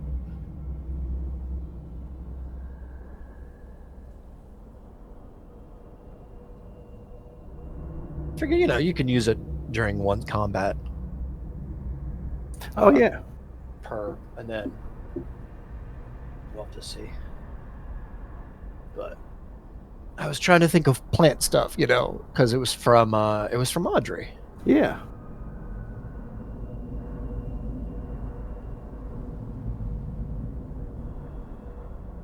I'm back. Yeah, we got a bunch of nifty little shit Welcome off that back. fucking plant. You did. You Back got a to- lot off of Audrey. Welcome back. Everybody here.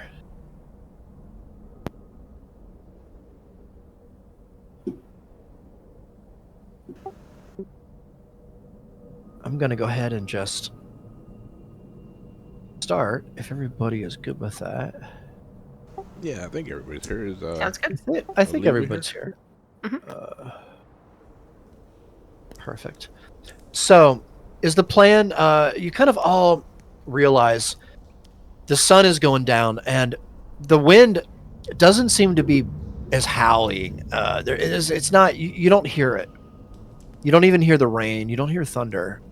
You even hear the drips from the cave currently.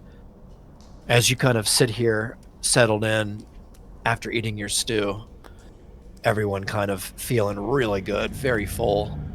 Grumback begins to kind of get out his bed material and roll it out onto the cave floor. Look around the room.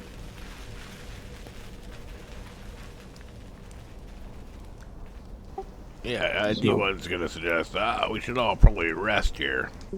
I think we could all. Just gonna ask how are we doing watch shifts? Yeah, well, I can do kind of a full-time watch. You're sure?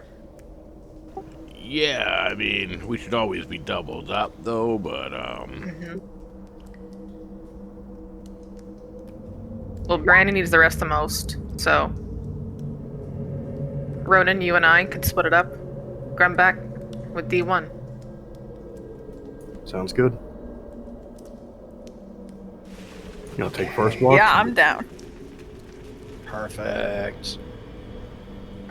Perfect.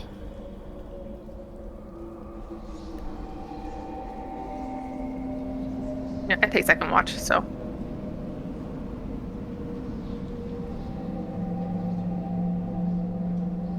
So yeah, I guess we're doing a long rest. We are. Sounds good. All right then.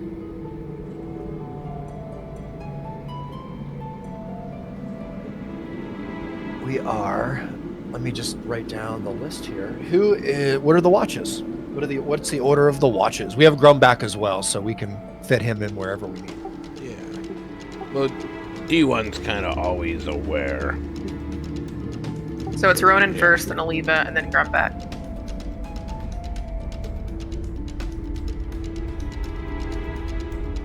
Ronan and Oliva as a group first. Well, I think No, Ronan in D1, Oliva in D1, and Grumback in D1. Yeah, Brandy's just Alright. sleeping the whole time. Okay. Brandy's just gonna sleep. She's mostly dead, so we're giving her that. Yeah, no, for sure. Okay. I'm just gonna rest my eyes. Yeah, that's okay. You look like you need a rest. Sweet. Okay, perfect. All right. So, as everyone gets their Their bed rolls down and spread out across the cave floor here. The drowsiness kind of begins to set in. You no longer hear the wind outside. D1 sleeps standing up. Yeah. Yeah. I need Ronan and D1 to roll a perception check for me, please.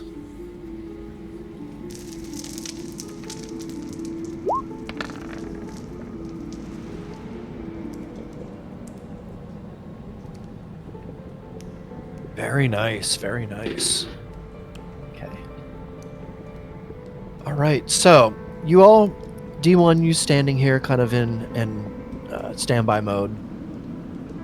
Ronan kind of sitting here with his back against the wall. It's very quiet. And your first watch goes by without any hitch. Aliva and D1, please roll a perception check for me.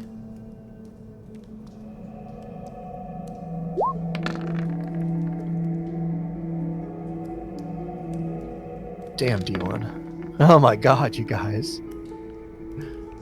D1 and Aliva. Ooh. Okay. D1 and Aliva.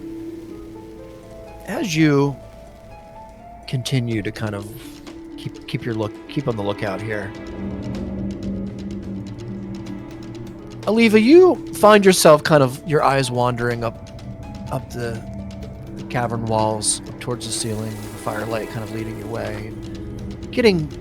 Find yourself kind of dozing off just for a moment before you wake back up. D1, you notice just out the corner of your eye a stalactite that's just seemingly been getting closer and closer since you've all been sitting here. It's in the very corner of the cave. The only thing is, which, roll a history check for me.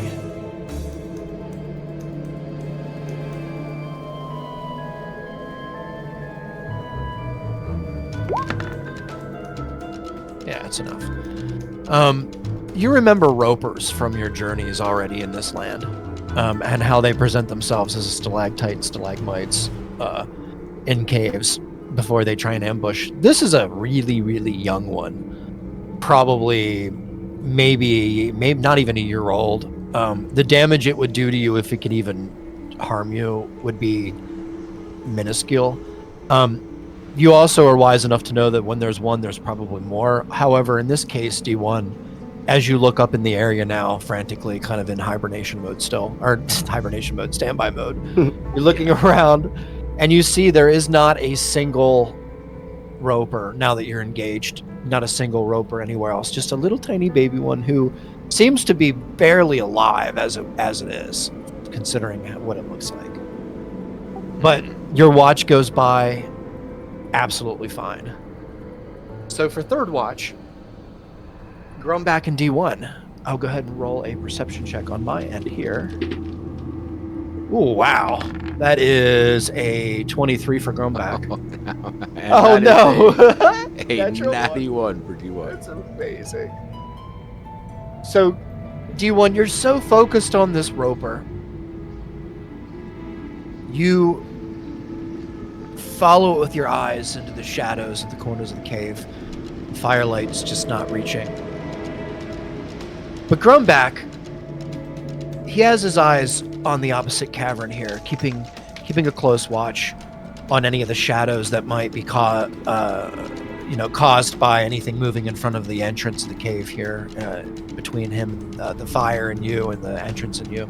As the sun is now completely down, though, there isn't much light coming from the cave entrance at all, so that doesn't really make much sense. But your watch is good. There doesn't seem to be. You're lucky too. There doesn't seem to be any mishaps or anything here.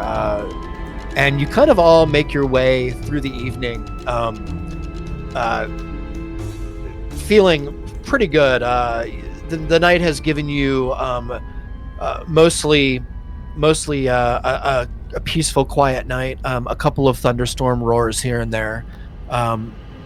But for the most part, in the rock here, on the rocky floor. Everyone wakes up to a new morning. Congratulations, everyone has achieved a long rest. So go ahead and hit that button on your sheet.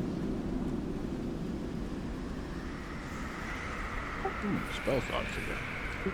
Yeah, right.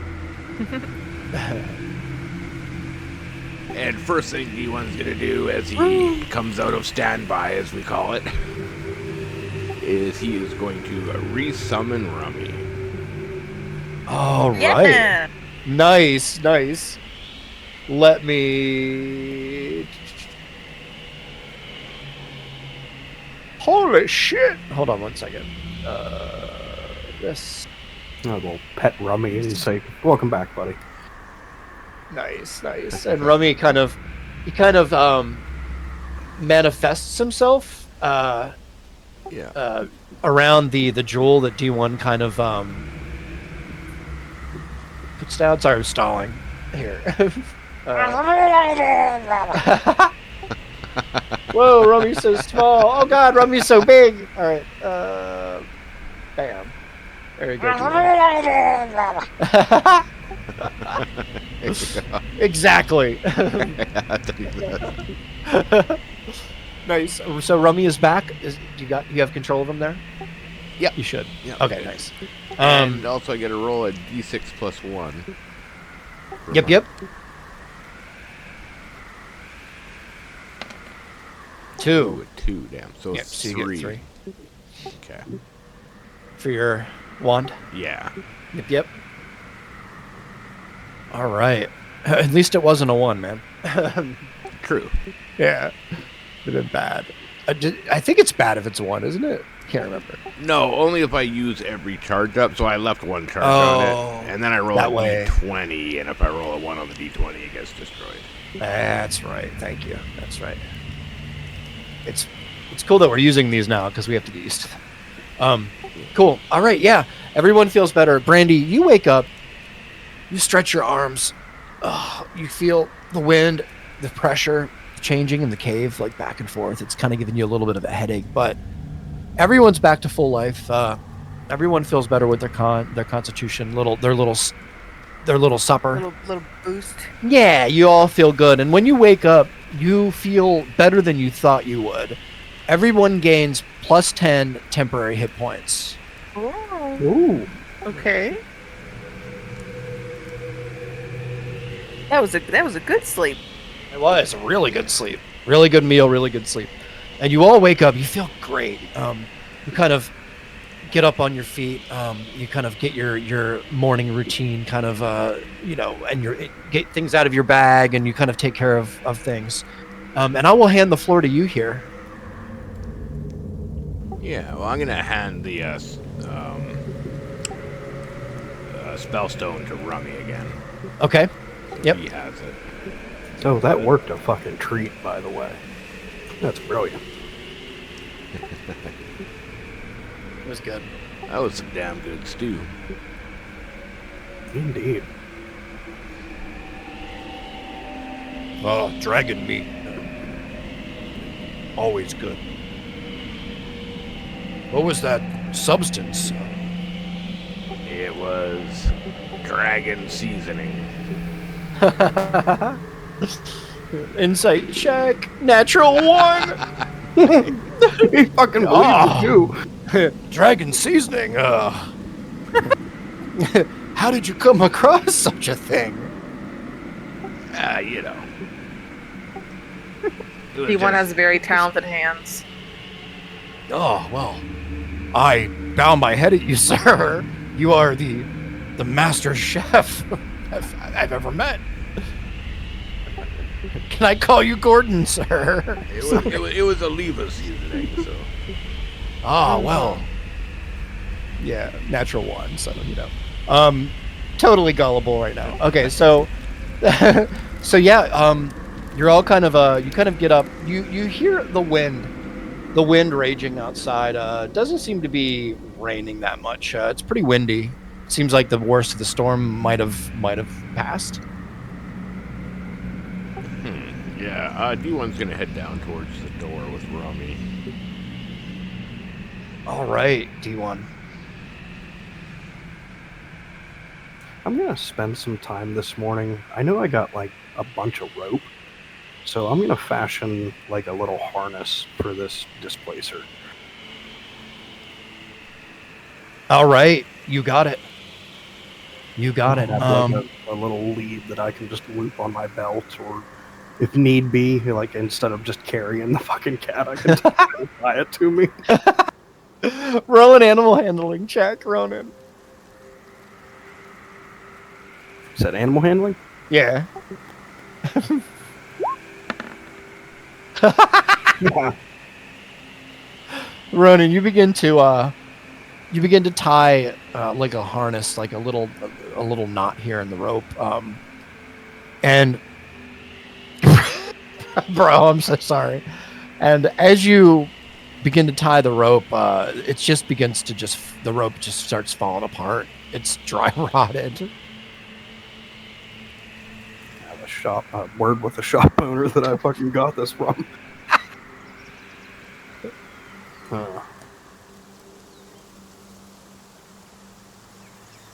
So go ahead and take one rope off your sheet. I don't even know how that works. That's part of the adventuring kit. Yeah, thank you.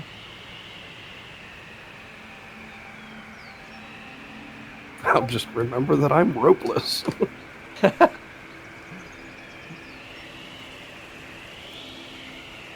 All right, yeah, no problem. I mean, do you want to? How would you like to do this? Because he's kind of in the back of the cave in the moment, kind of just crouched down low, looking at everyone. He didn't leave in the middle of the night when everyone was sleeping. He did not leave, so that's saying something. Yeah, I would have.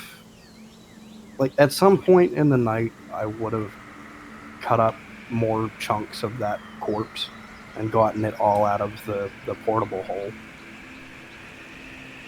Would have had that. The displacer beast would not even touch it. It just smells it, and no, because it wants more of the stew though. That doesn't. There's no more left, but it seems to be not interested in this meat at all. I think I have a ration. I just want to feed it something. Yeah. All right. You have a ration? Like a meal? Go ahead and use that if you do. Oh shit, nope. You do not? Okay. No, we got something in that one of the crates, but they were Yeah.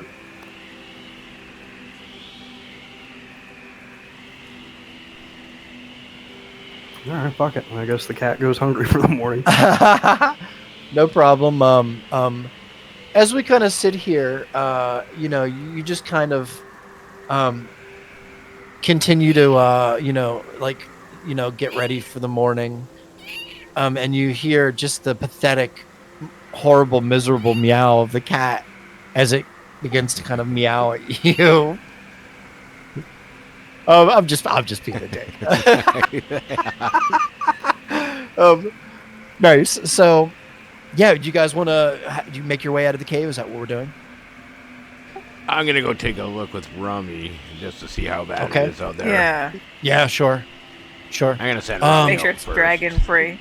Yeah, definitely. Okay, so who's going? D1. Yeah, I do. And I'm gonna send Rummy out. I'm gonna sort of stand right at the door and send Rummy out. Okay. Perfect. So while you're doing that, really quick, just because I want to make sure I know what's going on. So Ronan, are you going to attempt to tie the displacer beast up again, or are you going to put him in the portable hole? I'm not gonna put him in the hole because that'll kill him. Yeah. Yeah. I think I only had the one 30-foot chunk of rope, but I don't. Yeah. The whole chunk is gone. So do you want? Yeah. Sorry. Yeah, I'll try and rig something up. So Grumback kind of looks over at you, and he kind of he just kind of watches you for a moment. And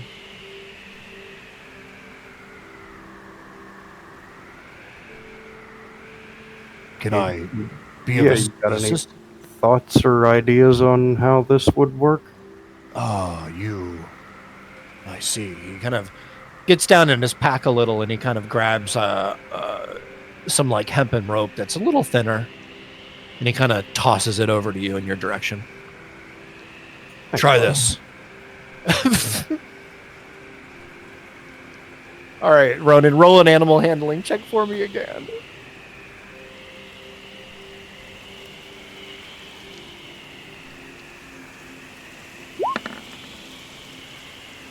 $12.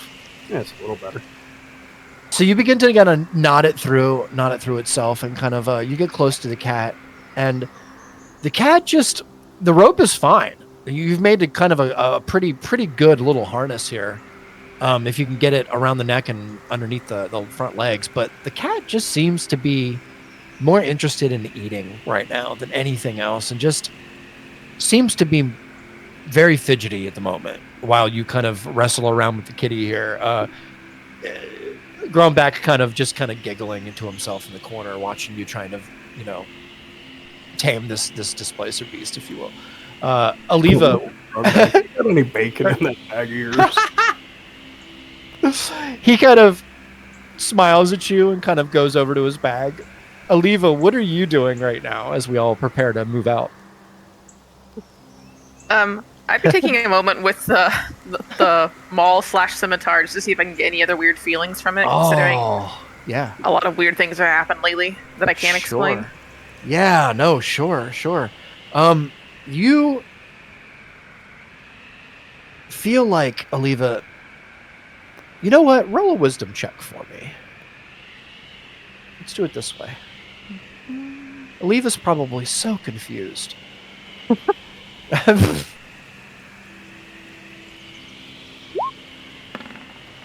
14. That's pretty good.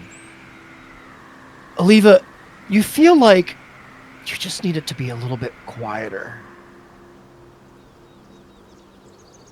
so that you can get an idea of maybe there's something that you can't hear. Maybe the world is just too loud right now for you. If you could make it quieter, if there was a place you could go. I'm thinking I go back to the little cave crawler area. Yeah, if you'd like to, you absolutely can. Is that what you want to do? I'd spare Brandy's location a last glance, and then go back there on my own. That's perfect. That is perfect. Give me 1 second here. Ooh, creepy. Hold on.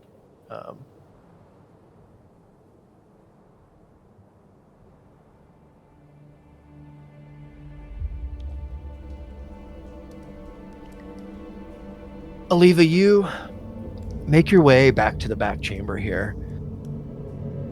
You find a good area on the ground, on the floor, to kind of sit down against the wall. You unsheath the double-bladed scimitar. You place it down in front of you at your feet. You kind of run your finger over the jewels in the middle. Blue, green, yellow, red.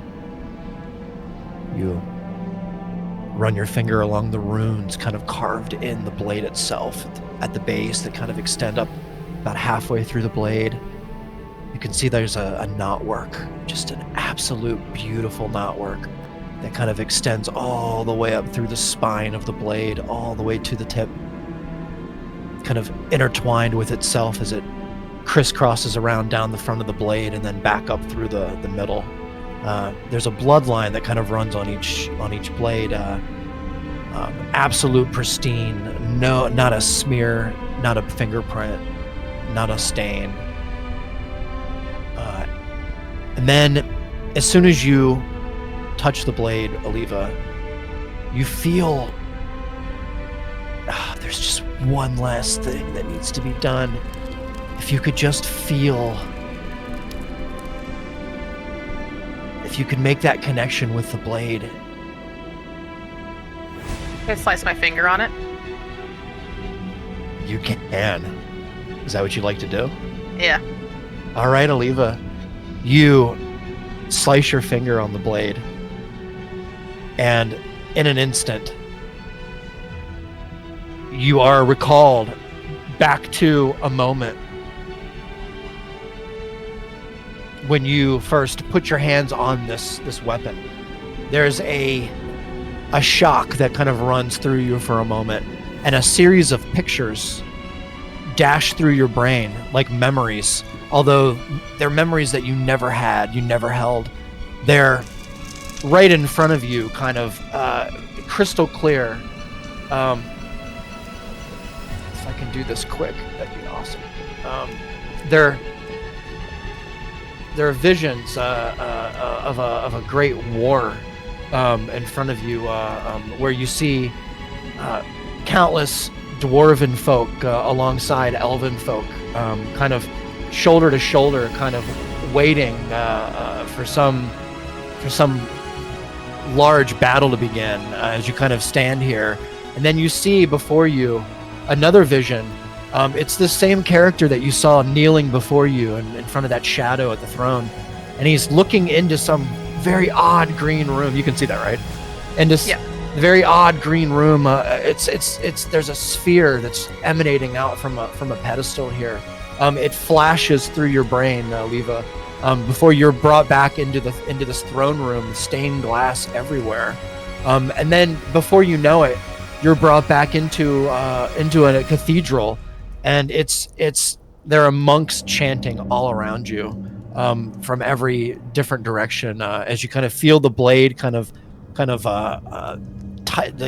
there's a tenseness, connection between you and your blade as you feel the last bit.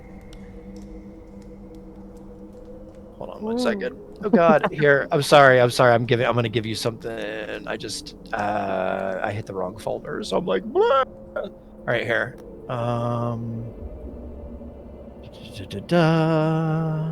This. So you have stage 2 now, Aliva. Well done. That's all you needed to do. I'm so proud of you. All right. Yay! Bam. Stage 3. My Super Saiyan form. One day.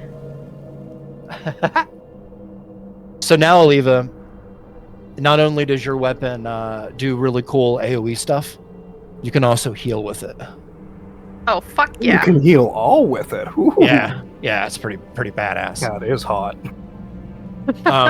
You feel like your connection here, and Aliva, you understand there is this weapon belonged to Athazar at one point, as you know it, and this weapon feels like it has almost a mind of its own, you would swear, as it kind of, you begin to just feel these memories flash through your brain, and they're memories that you clearly don't have. You haven't been to these places, you haven't seen these things, but for some reason you are now being kind of fed all of this information. It's quite odd. It's like a download is happening.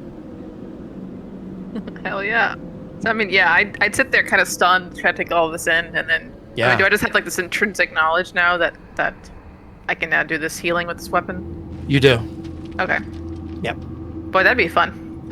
I know, it'd be cool, right?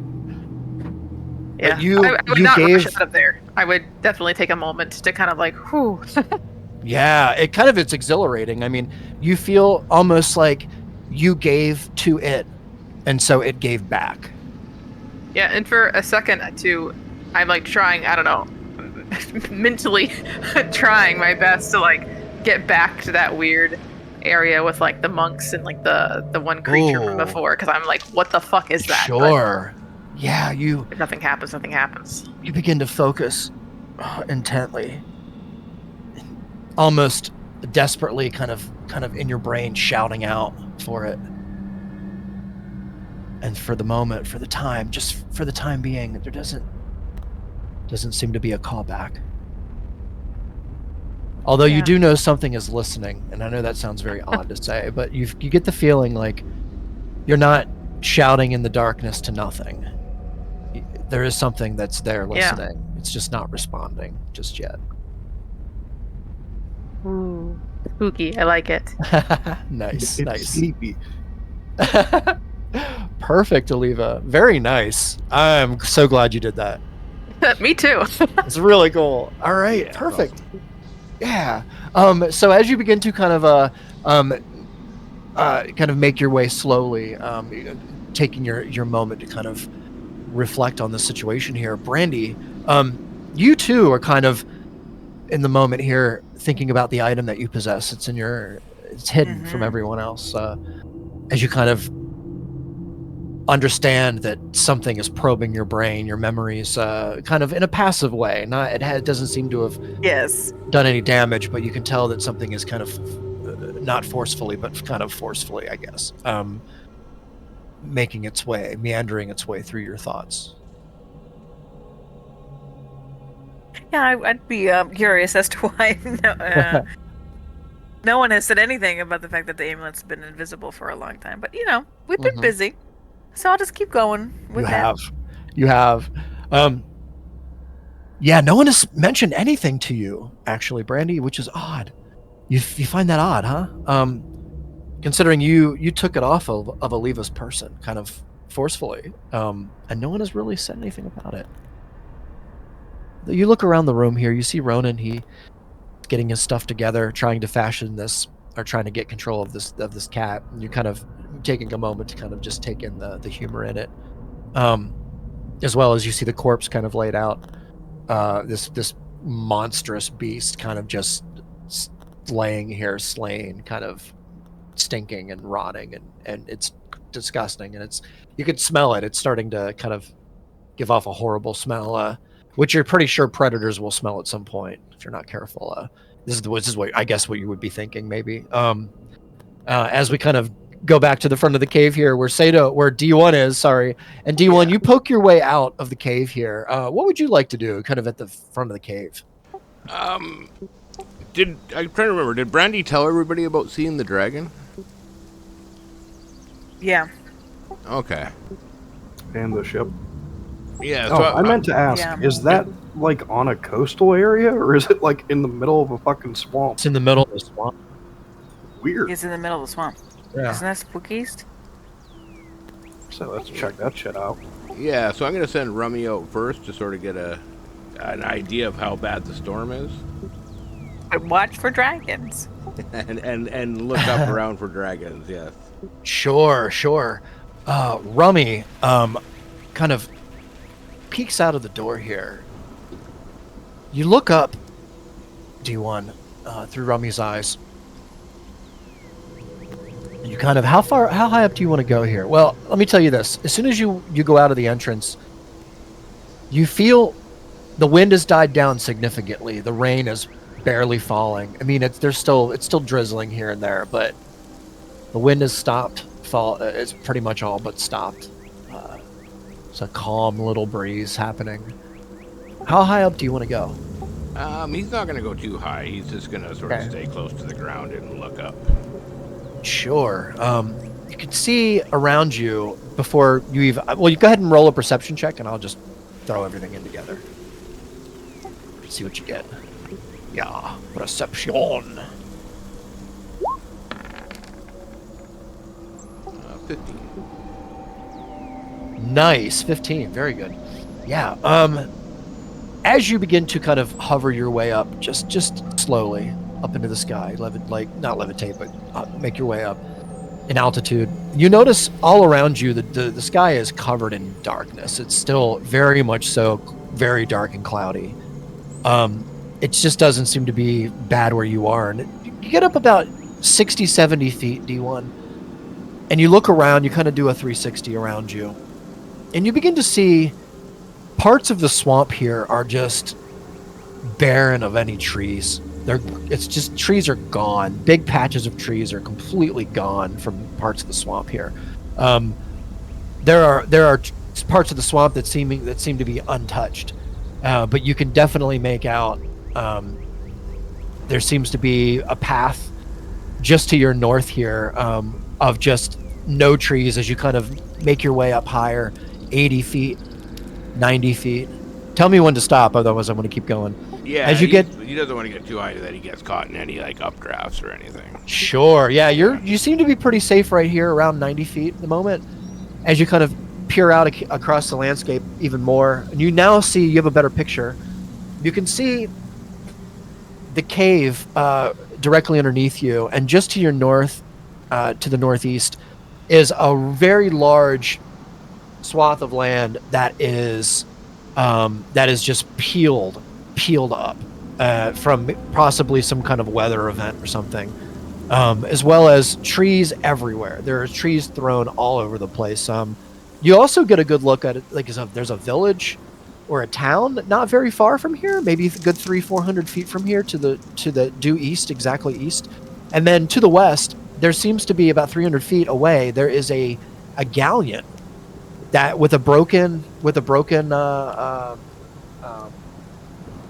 mast that is laying next to it, that just seems to be sitting here in the middle of the swamp. A lot of the water seems to have receded, but now that you're up this high with Rummy, you can see that there is an inlet to the sea just beyond where you are here, that you can see kind of out in the land. That this ship must have been kind of maybe docked out in that little inlet and was swept in maybe by a storm surge or something, and now it's found its place here deep in the swamp, probably a good 10-20 miles in the swamp because of this, which is kind of mind-blowing if you think about the power of that. The storm is pretty massive from what you can tell. There's damage everywhere. There doesn't seem to be any dragons from what you can tell anywhere in sight. Okay. I am going to, I'll come back to everybody here and, sort of let them know what I saw. Okay. Yep, you got it. I'd be like, yeah, so there's a town that, we obviously didn't see earlier, and, yeah, there's a stranded ship out there. Both could be, worth checking out.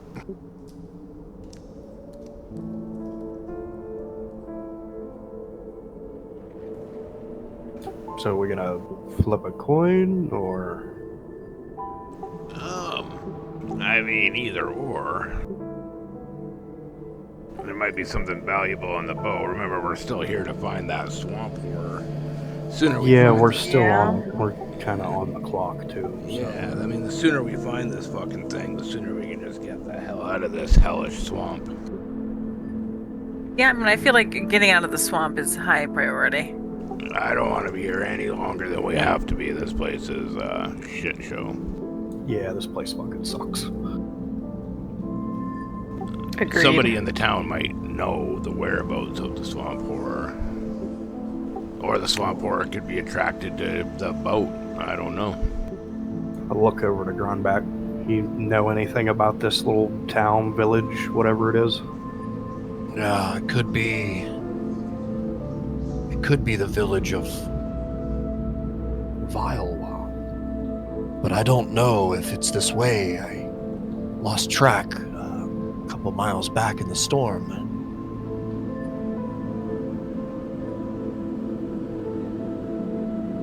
Vilewa, if you were wondering. Vilewa. It's connected to the university that was here hundreds of years ago. It's now mostly ruined, from my understanding. Oh, so it's not like a bustling little hub. It's more like ruins. I do not know. I do not make it a habit much of going out and seeking out human settlements. They That's do not cater to my kind very, very kindly. Yeah, we can be pricks. Especially in large numbers. We are always dicks in large numbers. And they smell.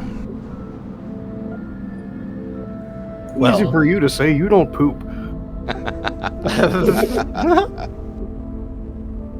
So, we... Well, why don't we swing by the boat and then make our way to the village, and I feel if we leave that boat there, someone will get to it first. I see. There's a galleon. Yeah. I urge caution. We do not know where this boat could have come from. Could be full of orcs, or It didn't look like anybody survived the storm on that thing. what kind of shape is the boat in? It looks pretty rough from what I could see. It's a ways away, though. It's hard to tell. Should we split the group? Never split the... Sure. Listen, man, I'm always gonna try and split you guys up. I'm always gonna try. I mean, I'm just playing. we could send you to the town alone, Grumback. Oh, I could go alone. However, if I found anything out or something were to happen to me, no one would know, and it would be for nothing.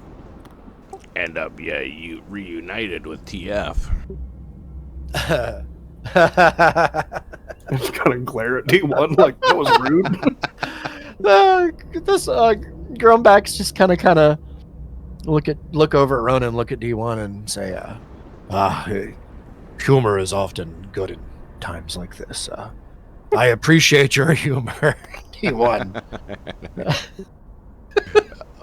We should probably stick together as a full party here, and I'm down for whatever first. I was just thinking, if there's any little scavengers around this area, they'll be looting that boat ASAP. I agree. Yeah. I think the boat would be a good first stop, just solely on your area of expertise. So Yeah, I mean, people travel with fucking some shit on their boats. Definitely have it has a flag in there somewhere. You might learn what it is, where it's from. I've commandeered some valuable items over the years off of other people's ships. And you don't call yourself a pirate. That's right. An adventurer. But those little monkey fucks might be fucking on their way there now. Well, they could already be in the vessel.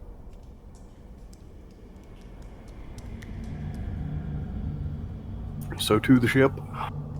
Yeah. Sounds like it. Oh, okay then. Grumback kind of stands up, kind of stretches his back out. He gets his glaive, puts it up, looks over at Ronan, who is still trying to finagle the displacer beast. Ronan, do you want to try to? Are you going to try and feed him, or what is your plan? Yeah, if Grunback had any like spare food, would have tried to find something for the displacer to eat. I suppose maybe I could spare a morsel or two. Sure. Here, he kind of gets out a couple of pieces of jerky from his pack. You see, Ronan, there's probably only about 5 pieces left, and he gives you 2. Okay. He kind of hands them to you. He kind of wraps up the breast and puts it back in. Yep. I will try to use one of those to coerce the displacer while I get this harness on it. All right, Ronan, roll an animal handling check with advantage, please. Yeah, Rummy will give him a hand by sort of going up to him and like patting him on the head. All right, go ahead and add a D4 to it. Why not? I don't know if that's a thing, but we'll do it. Yeah, or I can give him guidance too. Do that. Yeah, it's fine. Sounds good.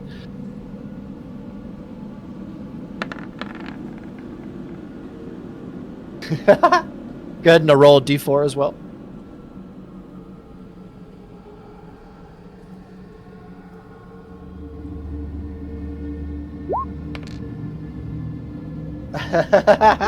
Bouncy. So, the beast seems hesitant at first, but takes the jerky. But as soon as he takes the first piece of jerky, he backs up quick.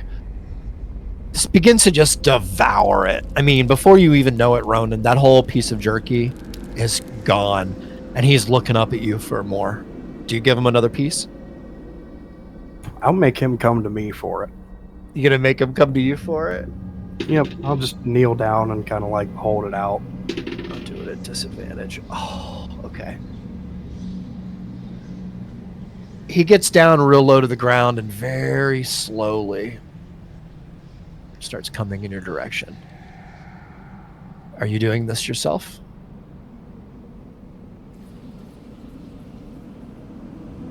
Are you asking me? Or? Yeah. Is this just you and the Displacer Beast? Sure. All right, roll a. Here, I'm going to do this Rummy will live. give him a hand to give him advantage, give him assist. All right, Use roll. that help action that he can do. All right, roll me a. I wish we had a D2, but we do not. It's a coin. Let's flip a coin. Yeah, I wanted you to flip a coin for me. Roll a D4. 1 and 2 is fail. 3 and 4 is success. Damn it. He gets close, but backs up quickly before you have a chance to swipe him. Back against the wall. Oh, you little bastard. I'm sorry I'm making this so difficult. But it has are you to trying be. to get a harness on this thing? Yeah. I'm like, Yeah, I'll hold up the little harness that I made, and yeah, I just like to have a little leash on him so that it can't run. I mean, yeah, it's probably a good idea. Let's see if D1 has any rations. Dungeoneer pack. Oh yeah, so I've got 10 days of rations, which I would have never touched. No, you wouldn't have had a reason to. No. Alright, I'm gonna grab one of my ration packs and I'm gonna hand it to Rummy. And I'm gonna get Rummy to sort of go up to it with the rations and keep it busy feeding it while I try to sneak up behind him. He's cornered. He's cornered. At the Okay, I'll moment. come up to the Yeah. side of him. While Rummy's Oh, are you just gonna walk up to him? Well, Rummy's gonna go first. Rummy will go first and be right in front of him with the rations. And try to keep him... Okay. yeah. Try So to keep before- him distracted. So as Rummy starts to walk up, the beast begins to run out the cave door. Ronan, roll a dexterity check. Nice. well, It's a save. Give me a check.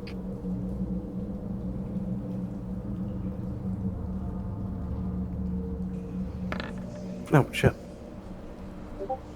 An 8.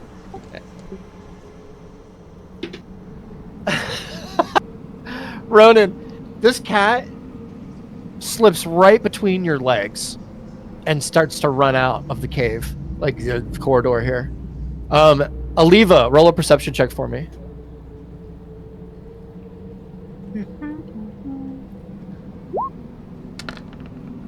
Nice. You hear some weird, odd sounds, some very odd animal sounds coming from the cave, the corridor, and then you kind of see in front of you a pair of green eyes look down the corridor in your direction.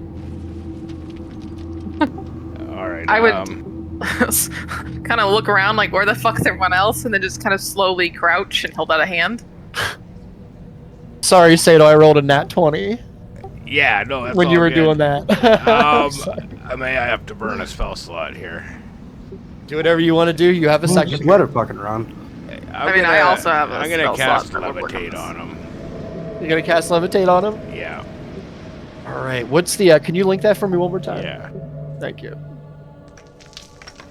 Levitate. Nice. Thanks. Constitution saving throw. That's not going to succeed.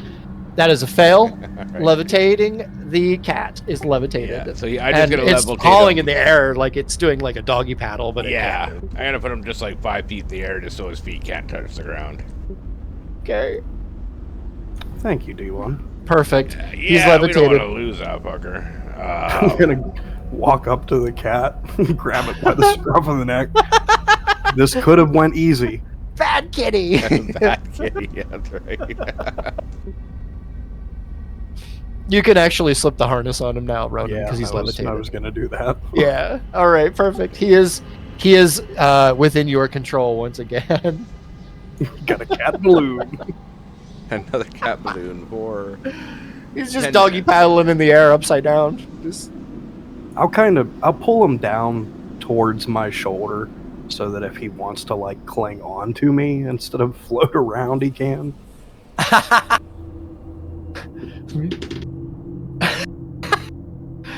I kind of want to make him like claw out of you, but I won't. Be funny. It's like, I wouldn't blame you. 1d4 claw damage. It's freaking great. Nice. Okay, so is everybody leaving the cave? Yeah, we're gonna start Okay. making our way towards Say the so. galleon. Sure. All right, perfect. So, everyone, give me one moment here. Dun, dun, dun, dun, dun, dun, dun. So, Ronan, D1, everyone, as you make your way out the front of the cave, you get a sense that the birds are chirping, the animal life is out, the clouds are still very dark. It doesn't take long to realize that all of the pathway that you took to get here was submerged with water.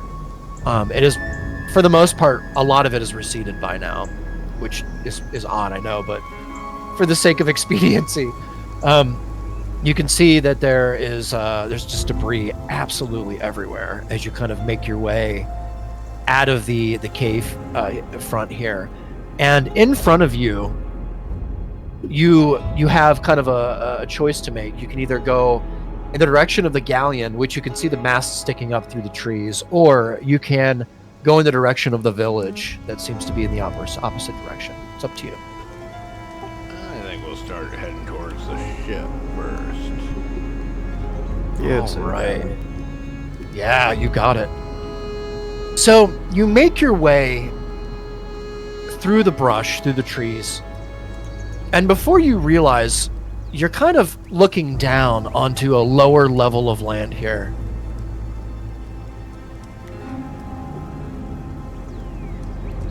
And in front of you, you see a galleon. It's huge, spread out in front of you, kind of hung out over a ledge of land here. As you kind of look down, you can see the drop is probably a good 80 feet down to some rocks below, and then there's a cove down there. There's ocean at the bottom. This ship was brought all the way up and kind of placed on the edge of this very high ridge. If you can kind of visualize that, it's quite high up here, which means that the surf must have been massive to get it up here. You can see, hopefully you can see it on your screen. The wood itself seems to be in good shape. You can see the water line of where the water was in the galleon. There doesn't seem to be any flags or anything on the ship anywhere. There doesn't seem to be any identifying marks anywhere on the ship, aside from a little bit of speckles, kind of in the back, near the rear of the ship, where you swear there seems to be maybe a name written, but it's hard to say. And I will give you the floor. Does it look like it's been here a long time, or How close do you want to get to the ship? how far are we? You're probably about 100 feet.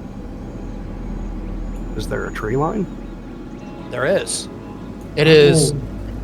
Sorry? I would have stopped at the tree line. Okay, yeah. So as you do, you notice about 50 feet in front of you, Ronan. It's really hard to kind of see in the picture here. I tried to do a good job. So the ship is about halfway on the edge of a ridge, if you can picture that. Oh, you it's kind of see it in the teetering. picture. It's teetering. Okay. You see it there? It's kind of right on the edge of a ridge, if you look closely. Here, I'll ping the map here where the ridge is. See that right there? Okay, yeah. There's a ridge there, all the way across, just flat all the way across. So some of the ship is just on the edge.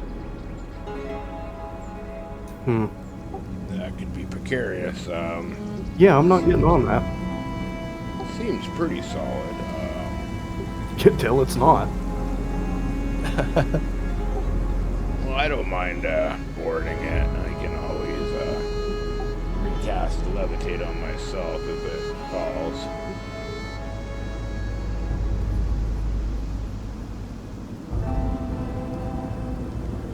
Actually, well, do we want to give it a push? See if it budges.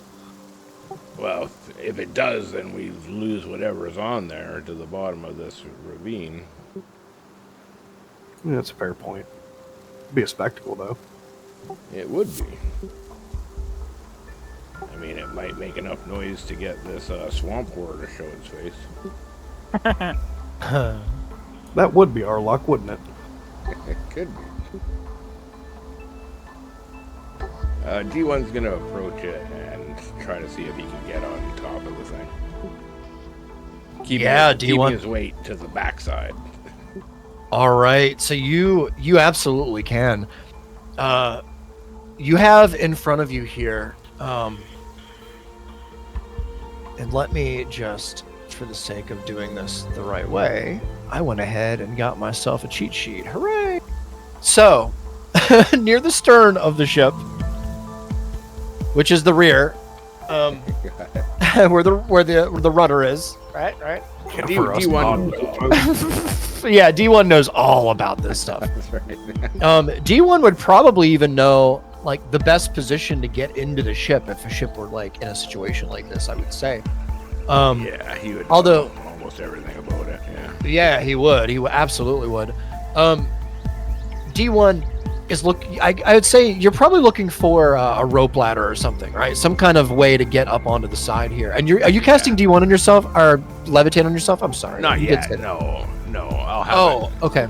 that or feather fall. So- I got both. I got a So- couple options if we fall.